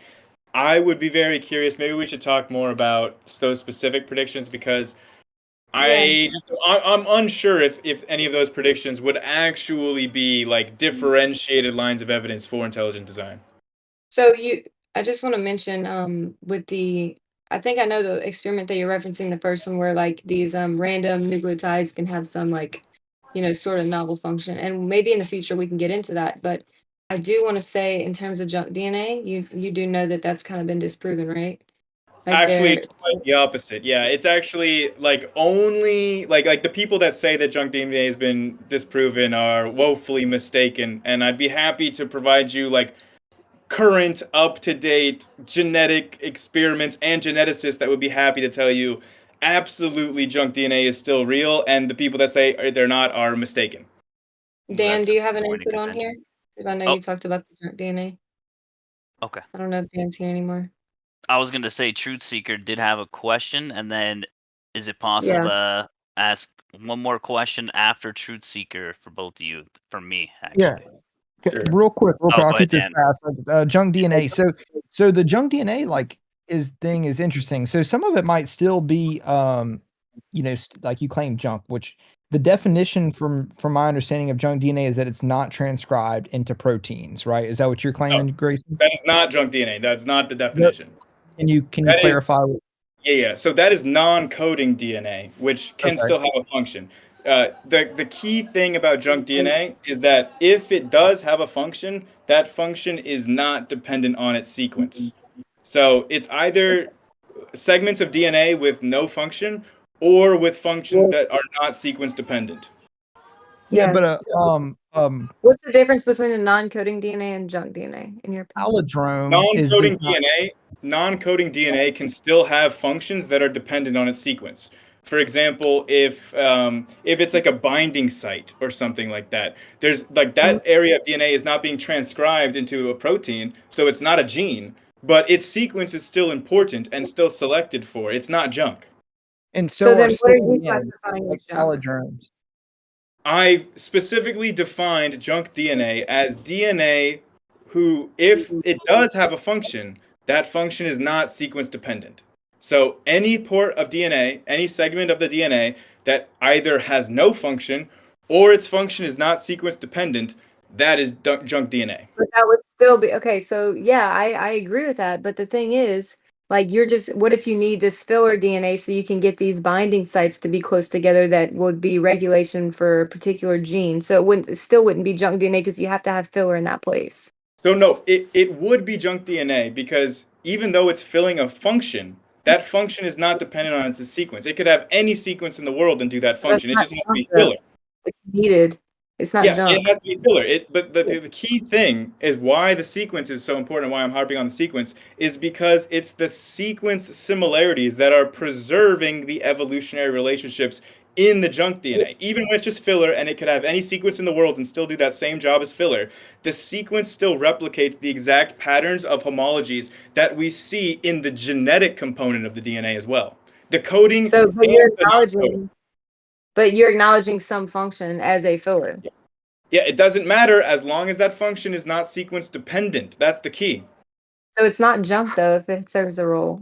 That is false. Again, the key is whether or not the function is sequence dependent, and I've said that multiple times now. I don't know why. It has a role. All right. It seems really think- difficult to determine whether or not that it's sequence dependent or not, because the way that like eukaryotic promoters and transcription factors work, like is that like DNA has to bend forward, like so from an extreme target has to bend forward and activate a transcription factor. Like there seems to be a lot of things going on. Like Grayson, I don't know what you're doing. If you I'm need trying talk, I can very quickly explain it. I'm trying to wait for you to finish the sentence, but like the very first few words that you said, I could just quickly correct, and I'm trying to you weren't hold even it. listening. Just talk then. I'm just trying not to forget what the first thing you said is, because it's happened multiple times where I've got something in my mind and the person just keeps going, and then by the time I finally get to talk, it's out of my mind. So maybe I should just be talking, That happens to taking me a lot notes. tonight. Okay. All Maybe right. I should be taking notes, but We can the agree very to first disagree thing on that you junk said is DNA wrong. for now. That's got to be like a whole nother. It's a whole nother Yeah. argument. Wait. Can Dan just repeat the very first thing that he said that was wrong? Because I just want to correct that, and I don't remember what it was. Okay, all right. Grayson, do me a favor. Just try and listen real quick. I'll take notes. Okay, The take very notes, first- brother. The very first words I said was that it would seem difficult to elucidate whether or not the filler DNA is dependent on sequencing. That was it. For Okay. many different reasons, like its association with other proteins and stuff. But go ahead, Grayson. Golly. Okay, we can know exactly why that is. It's not difficult at all. All you have to do is measure the variance of those base pairs in the population. And you can see that if they occur in 25% A, 25% T, 25% D, like G, if they're 25% each, then you know that there's not any kind of relevance to the sequence in that base pair. It's very easy to determine, actually. It just doesn't matter if it's sequence dependent or not. It still needs to be there. So it doesn't matter. It's not junk. For it to be junk DNA, it really literally does matter whether it's sequence dependent or not. I don't know why you refuse to acknowledge that. I've repeated it many times. It just feels like you refuse to acknowledge me saying that. It's just a So I semantic acknowledge thing. It's saying that semantic. if it's not sequence dependent, right? Like then it's junk or whatnot. But I'm saying it doesn't matter sequence dependent or not. If they need a filler to get these binding sites next to each other, it's not junk. Period. Okay, so It's just look, semantics, y'all. I'm Like, just both y'all- saying that Yeah. words mean specific things. In biochemistry, junk DNA means sequence independent function. Okay, that's all I'm saying. That's the definition of the word. I know maybe colloquially, maybe that doesn't feel like junk. I'm just saying that in science, what these words mean, that's what it means. Okay, like the reason why sequence is so important, because you're right, there are regions of the DNA where you just need filler. It doesn't matter what letters, you just need 250 base pairs. It doesn't matter what the sequence is. That is a really, really super mongo important factor, because the sequences replicate the same patterns of similarities, even when the sequence doesn't need to be the same for its function. That's why it's such strong evidence for evolution. So you're trying to throw evolution evidence into the idea that we don't have junk DNA. Like you're trying to use this opportunity to like give some evidence for evolution, but we're not even talking about that. The point we were making was that there's no junk DNA. It has a purpose. That's it. Even if it is a filler. Okay. You are misusing what that word means. Junk DNA in the context of genetics and biochemistry means something DNA specific. has a purpose. It means something specific. Junk DNA can have a purpose and still be junk as long as that purpose is independent of its sequence. That's a fact. That's just what those words Alright. mean. We're going So we should around just on this say junk nice. DNA. We're going in. I'd really like Truth Seeker to ask his question or her question. I'm not sure, but yeah, go ahead and ask your question, Truth Seeker. You've been waiting patiently. Well, he said that junk DNA disproves design, but if it serves a purpose, then it kind of does prove design. So I don't know why my point here is being missed by everyone. But look, if the function is independent of the sequence, then the sequence doesn't matter. The sequence could be anything. Hopefully, we are all on the same page that far. In reality, when we compare the sequences of these regions where the sequence does not matter for the function, the sequence should not be the same. If these things are designed, there's no reason why these sequences should be the same because the sequence itself doesn't fulfill the function. But when we look, the sequence, the pattern of similarity between different species replicates the exact same pattern of the actual coding parts of the genes. That's why the fact that the function is independent of the sequence is so important, and that's what everyone here seems to be missing. That's why I'm bringing it up. We got you, bro. This is just a whole different point that you're making as proof of evolution, but it could also be proof of common design, like these non-coding sequences. It cannot. What? Hold on, Grayson. Let her Hold respond, on, please. chill, dude. Like, I'm just trying to say these non-coded regions, the ones that don't code, we need filler here, right? So it's not useless, okay? And if we're Mhm. seeing these commonalities in the components, right, in this the nucleotides, right? If we're seeing commonalities in this non-coding region between species, that could just as well prove common design. But you're Why? throwing evolution, you're throwing proof of evolution in a context and a relevance that's not there. Like, we are not talking about proof of evolution right now in the DNA sequence. We're talking about if DNA has indications of an intelligent designer or not.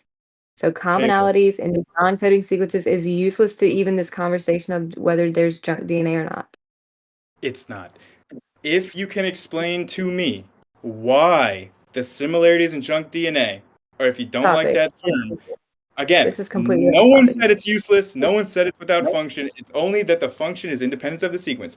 If you think that those similarities can be evidence for a designer, which you just claimed, explain it because it cannot be. It literally cannot be.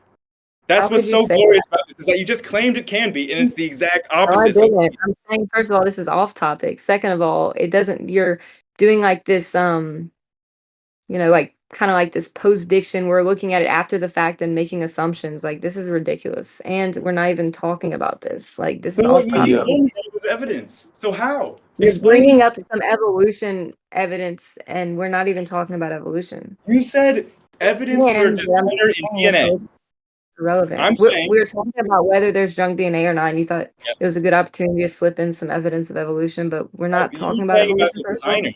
Second of all, it's not conclusive on whether it was designed that way or whether it evolved that way, so it doesn't matter. The reason why this came up is because you were talking about evidence that goes against a naturalistic means of origin and that points towards a designer. So I started listing evidence that points against a designer, of which the similarities between junk DNA between species is a major, if not the biggest point against the existence of a designer. So And that's I more was asking evident. you claim the exact opposite. I'm showing it's very clear evidence against the designer. You're saying that it's actually evidence for a designer. When I ask you why you think that it's evidence for a designer, you cannot give me any reason or rationalization for why you think that. If this is your best evidence against a designer, then I'm sorry. I mean, But we're it not even literally is talking. phenomenal evidence against a designer if you are understanding what I'm saying. Extremely off topic in terms of origin of life. And I was giving you hypothetical experiments that could show how the DNA code could have either came about by naturalistic or by intelligent design mechanisms, and whether it seems to point to one or the other. So my So are idea you was going to use are a you going to random back number down? generator and see. Hold on, let me finish. We can use a random number generator and see if we can get the types of codes we get in DNA if it could have came about by purely naturalistic processes. Okay, so are That you was my going to proposition. Are you going to back down from your statement then that the patterns of similarity between the sequence independent regions of DNA between different species. You claimed that was evidence for a designer. Will you back off that claim now that it has been shown that you cannot I justify never it? claimed that. You brought up You this did. You can strange rewind. You can thing, rewind the and stream. All right. Let's no, I'm just saying it's not conclusive either way, and it's off topic, so it doesn't even matter. Okay, so I got one more question from Truth Seeker. He says he wants to ask a question. Go ahead, and then I got Taking Back Eden if you guys are down. Yeah, so he's claiming that the function is independent of the sequence. So can he explain what that means so we can better understand it? Yes. So the sequence of these areas, like the function of these areas. I mean, Taylor gave a great example where maybe the function is you need a little bit of filler in between two important regions of the genome. You need like 250 base pairs of filler.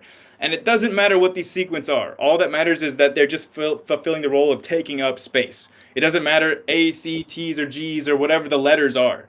The sequence doesn't matter for its function. That's what a function that is sequence independent means. All right. And then Taking Back Eden has a question. Go ahead. Hi, Grayson. Thank you for your time this evening. Thank you for your patience. I just had a quick question for you or two to consider. Okay, thank you. So, when a computer manufacturer creates the hardware and then adds the software, he then is required to add power. So, if we have all these materials being created, in your opinion, what supplied the power? Yeah, the hydrothermal vents. So basically, in our bodies today, when we eat food, that food is used to generate proton gradients in our cells, which are like creating like an artificial dam. And then actual work is done by letting a little bit of protons through this dam, and then like using a motor, basically a hydraulic motor, to utilize that work advantage. So basically, all the food that you eat is going towards generating a proton gradient in all of your cells. The cool thing about hydrothermal vents is that all of that work is already done. At hydrothermal vents, there are naturally occurring proton gradients. So all the energy is supplied by that naturally occurring proton gradient, through which molecular systems can then take advantage of that naturally occurring gradient to do work. That's where the energy comes from. Perfect. I just have one last follow up, and I really appreciate your answer. Thank you. So, in the theory of someone who is on the operating table, he is now flatlined, and we try to add power using a defibrillator. Will the defibrillator always bring that life back? No, and the difference between like a living body and a recently dead body is actually these gradients that I'm talking about. Like basically like the majority of the work of all of our cells is to maintain gradients across membranes that are not at equilibrium, and like some gradient where there's much higher concentration on one side than the other. That's what our cells are concentrating on doing almost all the time. When we die, those gradients start to break down, and just trying to like apply some power to someone's body and just trying to shock them in that kind of way is not going to restore the balance, or like rather the disequilibrium of those membranes, those gradients. That's why that person can't come to back to life, because those gradients are they're equilibrizing, they're dying. Okay. Yeah, thank you for your answers. I really appreciate your time. I hope to see you in the future chats. Thanks. Yeah. All right. All right, you guys, we're at what, 3 hours and 24 minutes? You guys want to keep going? I just wanted to Sorry. You look make a fired up, comment. Grayson. Sorry. I just wanted to like make one more comment, because this is the real issue that I have with it, is that people are claiming that these experiments are somehow, proof of undirected synthesis of life. And I was watching one of your videos, and it basically says like that these peptides are coming together to form these beta pleated sheets, which does happen naturally. It can be done in experiment using as close as we can approximate to prebiotic earth conditions. And in those conditions, amyloids were formed naturally. And this is the problem that I have. I don't think that they're doing stuff as close as we can to prebiotic earth conditions. And that's like the issue that I have with it. Okay, no, if I said that, that's a totally fair criticism, Taylor. Like, I would be happy to acknowledge that, like, they could always be trying more to replicate, like, prebiotic conditions and, like, Mhm. in ways, like, I feel like it's not practical to do so, but I do acknowledge that they could try more. Like, the point Yeah, that you I brought just up. want to say this was in the video that you sent me to watch beforehand, so I Okay. wasn't like just trying to go pull up something like random, but Oh, no I worries. want people to be more honest about the state of this research because especially in the mainstream media, the reason why like I want to kind of, get this out there is because people think that they can just form life in a lab like it's nothing. And that's just not true. That's not what the science represents.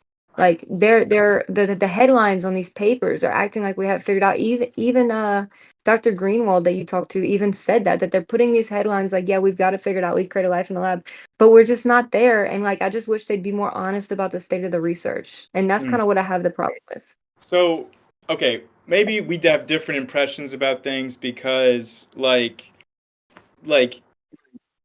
I I really don't see people like I've never met anybody that thinks that we figured out the origin of life or thinks we have a scientific explanation. Maybe they exist. Maybe you're meeting them.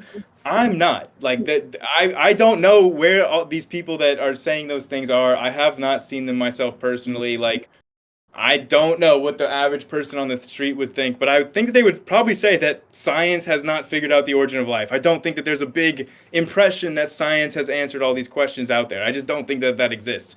And for Right. myself personally, my own science communication, I have really tried hard to be very clear that we don't have a working complete understanding or theory of abiogenesis. Like if I said that they're trying to replicate prebiotic conditions like as much as they can possibly do, then like that was not very good science communication on my part. I will own that. Like again, like this is not an excuse, but I don't script my videos. I just kind of talk extemporaneously and then cut them together. If I misspoke, that's on my bad, but like they were at least like they were trying to put some prebiotic conditions in that or at least acknowledging if this is prebiotically irrelevant or not in the paper. They just also are acknowledged, and to be fair, they even said if something was not prebiotically relevant, they did mention that in the paper and I think that they have a good practical logistical reason about why. When you're talking about the individual amino acids, like if you were to not do that in the experiment and you were to try genuinely to just go as prebiotically as you could possibly get, I think that logistically that experiment would not like it would be so difficult to characterize the nature of the reaction and the products. Like logistically speaking, I don't know how you would do that in a lab. Maybe it's possible. It sounds like a massive headache. I think that the reasons why, whenever they do make decisions to not do something that's prebiotically relevant, I think that the reasons for those decisions are usually like practical or safety. It's like they didn't use carbonyl sulfide I because they think didn't want a giant flammable gas in their lab, you know? yeah. Well, I just think that it's because it's not like they're not going to get any results. I think that's why. I think that they want to emulate, like they're even mentioning here, like, yeah, prebiotically relevant. So they're obviously taking into consideration that needs to be prebiotically relevant.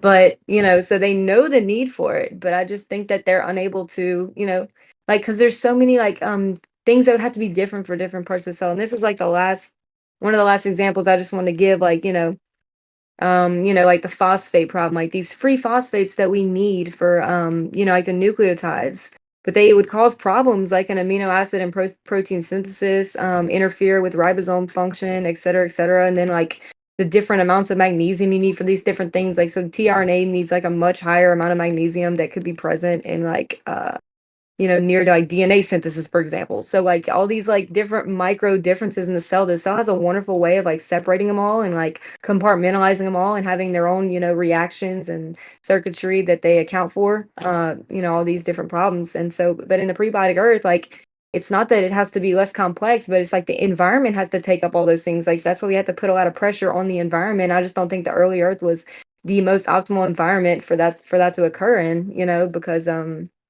as we see whenever we take like truly prebiotic relevant conditions, like you're not going to get anything useful out of it, so I don't know if I would not agree with your characterization there. I don't if think you that have you could something be that I said wrong, please Well, correct me. but it's okay. Yeah, again, I don't think that we should be trying to read the minds of the scientists as to saying, oh, well, the reason why they did this is because they know that they would be getting negative results. Like, I think that we should not try to mind read when the scientists have specifically said why they did what they did, But- and it's different But reasons. wasn't John Sutherland trying to like make the whole claim that we can make these different components like from like one similar like precursor? Like if he was trying to make that claim, wouldn't it be optimal for him at the same time to do them in the same conditions? But he ended up not doing them in the same conditions. But he wanted to say, yeah, look, these can all form from this, right? So why would he sub-compartmentalize them from there? Like unless he had to. I don't So know just if that's think- an accurate. I don't know if that's an accurate summation of Sutherland's synthesis there. Like, Okay, we're gonna pull up Re- what I said wrong. Real quick. We got one more question from Biblical Earth. If you guys are okay with that, I'll bring them up. Yeah, last question. That's fine. Okay, cool. Because now you guys been going at it. No, we're good. I don't mind. It's cool.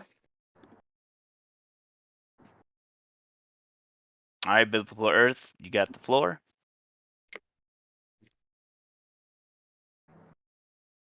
You're currently muted. Oh, there you go. Yeah.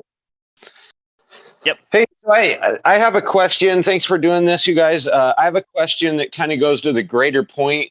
Grayson, you said, or I think it's Grayson, you said that you hadn't seen anything pointing to a creator earlier in a question, I believe. And so I have a weird example that I want to see if this tracks. So say I'm driving around in the backwoods of the Amazon in a H1 Hummer, get a phone call. Got to go real quick. So have a helicopter come pick me up on the top. So I leave this Hummer in the backwoods of the Amazon. And this tribe that's never seen a vehicle in their life comes. They see this thing. They start driving around in it. They break it down. Look at the motor. Look at how each part and piece is so meticulously put there for a reason. Would it be crazy for them to think that it just like appeared out of nowhere and that nothing created this thing, or would they think that there was a creator? You know what I mean? I think that's my overall question to the greater point of it. To not see it when you look. I think that it's entirely reasonable in such a situation to think that there was a creator based on the past empirical experiences of what they know that humans are capable of doing and putting together, and the things that they know are typically occurring in nature versus typically not occurring in nature. Like, there are empirical past experiences of those people to think that, and I do not think that that is analogous to life. I think life would be much more complex, like 5 F-52 I agree. rockets, something like that. Engines, put together and functioning. Like, I don't even think we could replicate the cell. It's so meticulously, orchestrated and complex. No, I 100% so that agree. would be a sad representation of a cell. I 100% agree with what Taylor just said. The key thing is that it has absolutely nothing to do with complexity, right? Complexity is not a hallmark of design. Complexity does not imply design. Some of the most complex things in the universe are naturally forming, like black holes, like the surface of black holes. So yeah, I mean, there's not a relationship between complexity and being required to have a designer. I just don't see any relationship there. What type of integrated systems and circuitry and coding do we see at the edge of a black hole? Basically, the information for every single thing that the black hole absorbs is reflected on its surface due to the holographic principle. So basically, the complexity of everything that a black hole, like if a black hole swallowed a person, all the complexity of a person would be found on the surface of the black hole. But the person was designed. I mean, it just I see what you're saying, but I don't think that's very analogous. You don't need these this informational hierarchy and integrated systems for that reflection to happen. I'll give a different analogy than the black holes, but like in terms of knowing that complexity can arise from simple ingredients, we do know the processes that can generate complexity. So we know that naturalistic, unguided processes with no designer can have complexity arising out of them. That's just the dynamics of systems that are very near a critical point. And So like physically we know how complexity can be generated without a designer. So I'm just saying that complexity by itself is not indicative of a designer. Yeah, but Exactly. complex It's that has multiple specificity. systems integrated within it, like that need one another to function, We is a have little bit also different. seen complex, irreducibly complex systems arise spontaneously without a designer. I would Like love in to terms of systems that are made up of subunits, where each subunit is required for the entire system to exist, we have seen those types of systems arise like out of natural selection and evolution and mutation. Where? I would point to, and again, I gave you this example during our last debate about the SIV tethering system, or I can give you an artificial You're example where they referencing started life, though. Give me Huh? something that's outside of a living system, because we would have had to start it from non-living systems for Again, you abiogenesis. don't have to start from non-living systems to show that you can have complexity arising from simplicity. That, in Wait, give principle, me an you example don't in have to nature start. that's not life. Give me an example in nature that's not life, because we inherently disagree on whether life. Okay, we can go with fairy circles, like the geological creation of simple circles from like very simple, like not organized ingredients. We can What was that? go with like the formation of things like crystals, complex crystals from prebiotic things like snowflake formations also form complex things. But the example I was going to bring up was in a lab where they started with one self-replicating RNA, and then they ran a series of generations of experiments, and at the end, they started with one self-replicator. They had 5 replicators that all required each other. Like if you just had one, it was not capable of self-replication, but all 5 But were where did they required. start with that self-replicator? That is an irreducibly complex system arising, starting out with a system that was not irreducibly complex in that Wait, way. where did they get the system? Where did they get the RNA that was self-replicating? I don't know why you think that this is a defeater of a point, Taylor, because They got it from a living system. the actual principle is that It took complexity something can from arise. life and it did cool things, and they say it can somehow like give credence to life forming from non-life. That's ridiculous. Because again, where they got their starting reactants from is not relevant to their research question. The research It's 100% question is, relevant. can you get complexity, an irreducibly complex system arising from a system that is more simple? That's the research That's question. from life. You're already starting from life, though. But Like again, you're like it's not relevant to the research question. Like All right. it has But- nothing to do with the question that they are trying to answer.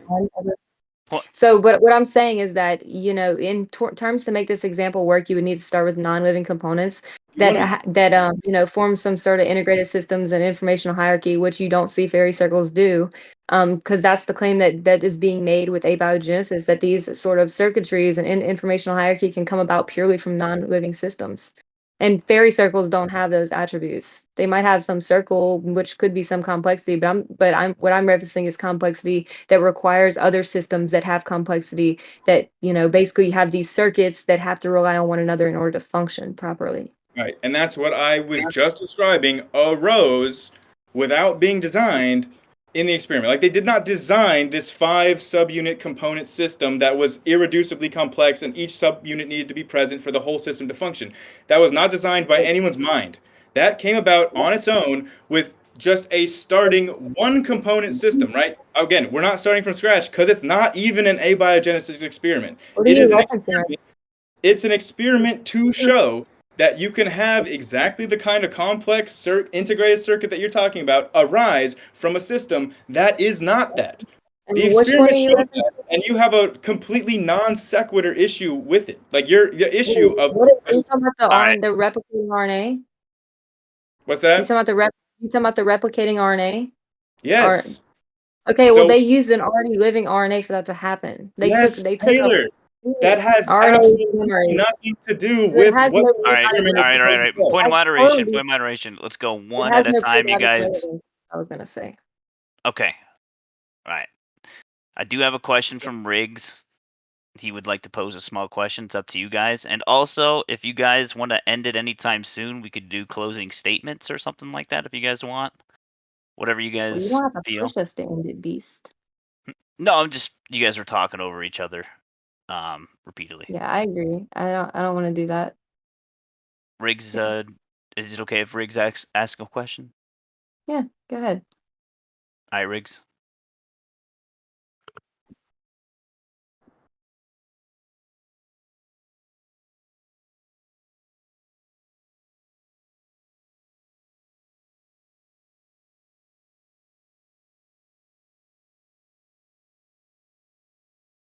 Mm-hmm.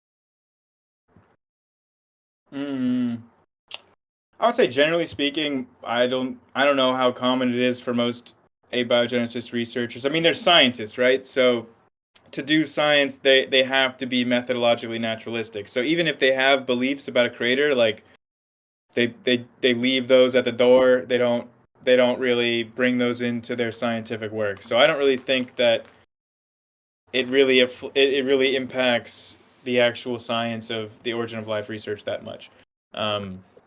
I just want to clarify, I'm not a scientist. Like, I have a degree in biochemistry and I'm interested in this stuff and I talk to some of these scientists, but that's about it. Like, I'm more than a layperson, but I'm not an expert.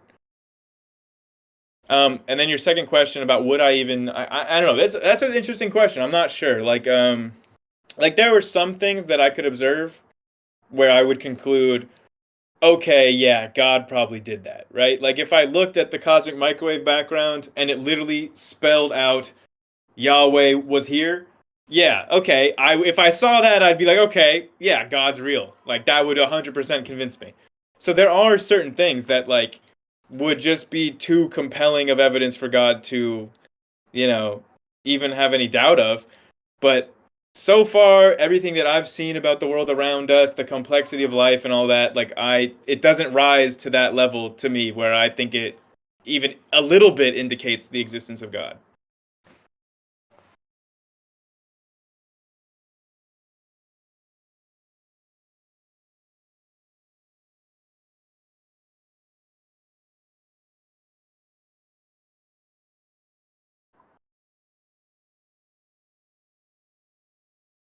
Oh, absolutely not. That's what we were just talking about in the heated back and forth. Was I was explaining that irreducible complexity as a concept has been debunked and is not scientific. Um, it's basically, Behe's idea. It's gone by the wayside. We know, like, all of the examples of things that used to be claimed to be irreducibly complex. They're not. We know how they would have evolved. We've literally watched, like, the system I was bringing up with the 5 components. That's an irreducibly complex system that we watched evolve in real time. So, like, we know that just because something is, quote, irreducibly complex, that doesn't mean that it couldn't have evolved. What was your example? The one with the 5 subunits of RNA arising from the one self-replicator, and then like those 5 different versions were basically all like they were required for the entire system to replicate. So like if you take one of those components out, it doesn't work. The system has it has evolved to become irreducibly complex, even though it did not start out that way. Right, but I see what you're saying, but I think that the irreducible complexity that's most compelling as a cell is like when I mention it is more like the integrated systems in the cell, like the central dogma, for example, the need for DNAs and proteins to be there for a functioning cell and for self-replication and things like that. The informational hierarchy and integrated systems needed. Would bring some questions. And if you have any naturalistic explanations of this happening where it's not using something that's already living, that would be interesting to see. If these things can naturally, if these circuitries can naturally come about just by pure accidental happenstance in nature with the lack of like intervention from any form of life. Yeah, And I because would argue that there was typically when we look at examples, didn't they use like already activated nucleotides and everything? Like there was intervention there, like even in that experiment. Not to mention starting from already living RNA, or in another case, yeah, what's primers frustrating is like I've continually made the point about trying to get you to think about why they're doing these experiments. right? And if you just were to think about that, then you answer your own question about why they started what they actually did. Because their reason for doing the experiment was not to solve the origin of life. That's not why they did it. They weren't even thinking about the origin of life. They don't even mention it in the dang paper. Like, the reason they did the experiment was to see what happens, like how a one replicator system changes over multiple generations. That was their research question. So, like, trying to come up with, oh, well, they didn't start from scratch.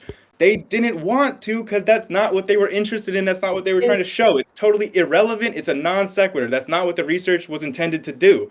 They were trying to see what happened. So it shouldn't be mentioned. You know, it shouldn't be mentioned as original life proof from purely naturalistic. I didn't.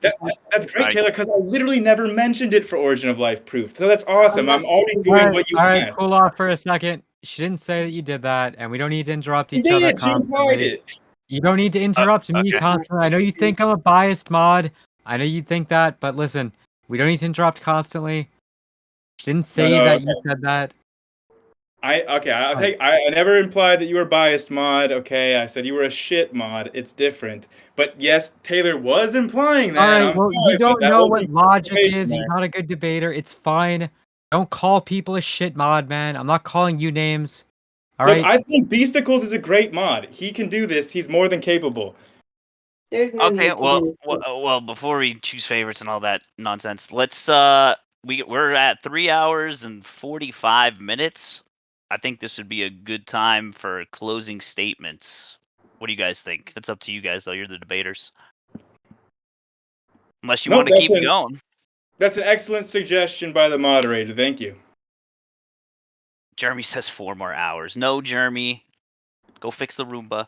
Anyway, I do not believe in Stone Ape theory. Just look in the chat. okay. So Where's the Taylor, chat is at? that cool? To the side. It's the little bubble. But Taylor, are you cool with that? Having a closing statement? Wrap this up? Yeah, I'll do that. Cool. I say we'll let Grayson go first, and then Taylor second. Go ahead, Grayson. Have your closing statement. Okay, so I just want to be very, very clear. At no point did you ever hear me say, this is proof of abiogenesis. This is evidence of abiogenesis. Don't listen to like people trying to tell you I said that. I'm not using it in any of that way. That's a complete straw man of my position entirely. That's not what I was trying to do here at all. Trying to illustrate that these chemical systems can have properties that are relevant to life, right? Not ever saying this is how it happened, not ever saying that this is the evidence that it happened this way. Please do not get it twisted. No one ever said anything like that. No one is trying to tell people that scientists have this figured out. I really am tired of the straw man. Like, I've tried so hard tonight to very clearly and explicitly elucidate my opinions, and it's frustrating when people are straw manning me when I've repeated myself so many times tonight, right? Like, look at the purpose behind why they did an experiment. You cannot write off an experiment because they didn't use prebiotic conditions when the point of the freaking experiment was not to try to demonstrate prebiotic. It's just so asinine. Like, look at why they did the experiment if you're going to critique it. Like, it's just like the very, very basics of critical thinking or analyzing science papers or at all. You think, why are they doing this experiment? That's step one. And I feel like Taylor hasn't done that at all this night, not even one time. So in her conclusion, I just hope that that's what she does. I offered evidence for abiogenesis coming from other means, not the papers we talked about tonight, but just going based on what we see in the universe around us. We know that life originated at a certain point. We know from science our hypothesis has to be naturalistic. We know from the track record that science is much better. It has a better track record than supernatural explanations. There's all the evidence that I need in order to say it's more probable that the origin of life was naturalistic versus supernatural. That's the evidence that I brought tonight. Everything else was just trying to correct misunderstandings about people pushing inaccurate ideas about the science. But All right. I don't want to overclaim anything and say that we know how abiogenesis happens. Please do not strawman me to say that. Thank you. Thank you for that closing statement. And Taylor, uninterrupted, go ahead and have your closing statement. We'll call this a night.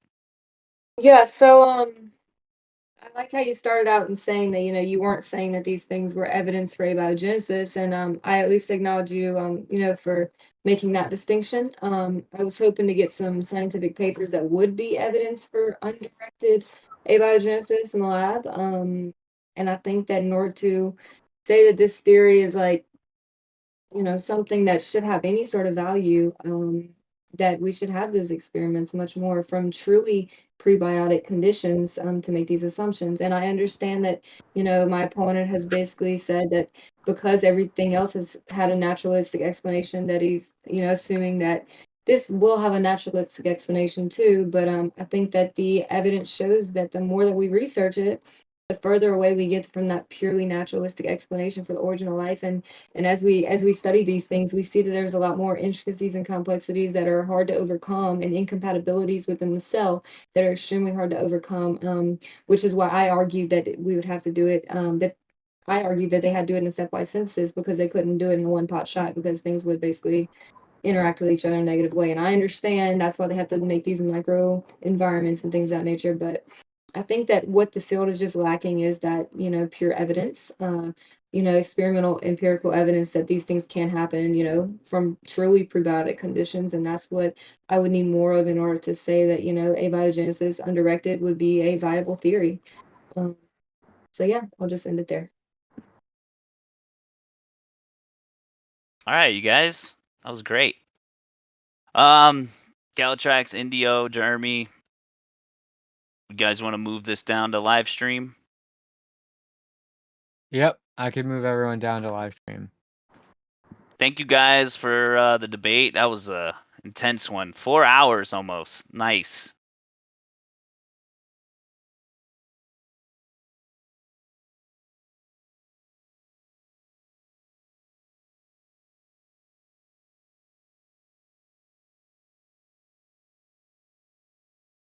All right, everyone. Thanks for tuning in for that debate with Taylor and Grayson. Tomorrow night, it'll be Earth Awakenings, where Shane and I will be presenting on the celestial theodolite and going over the current refutations and arguments that have been put forward towards it that are just kind of strawmanning the position and not really addressing the actual point. So we're going to go and set the record straight there and move the argumentation forward. And then Friday, of course. Oh yeah, that'll be our Friday event. And then Sunday will be Globebusters. And then Tuesday, Shane will be presenting on Eratosthenes. See you guys tomorrow.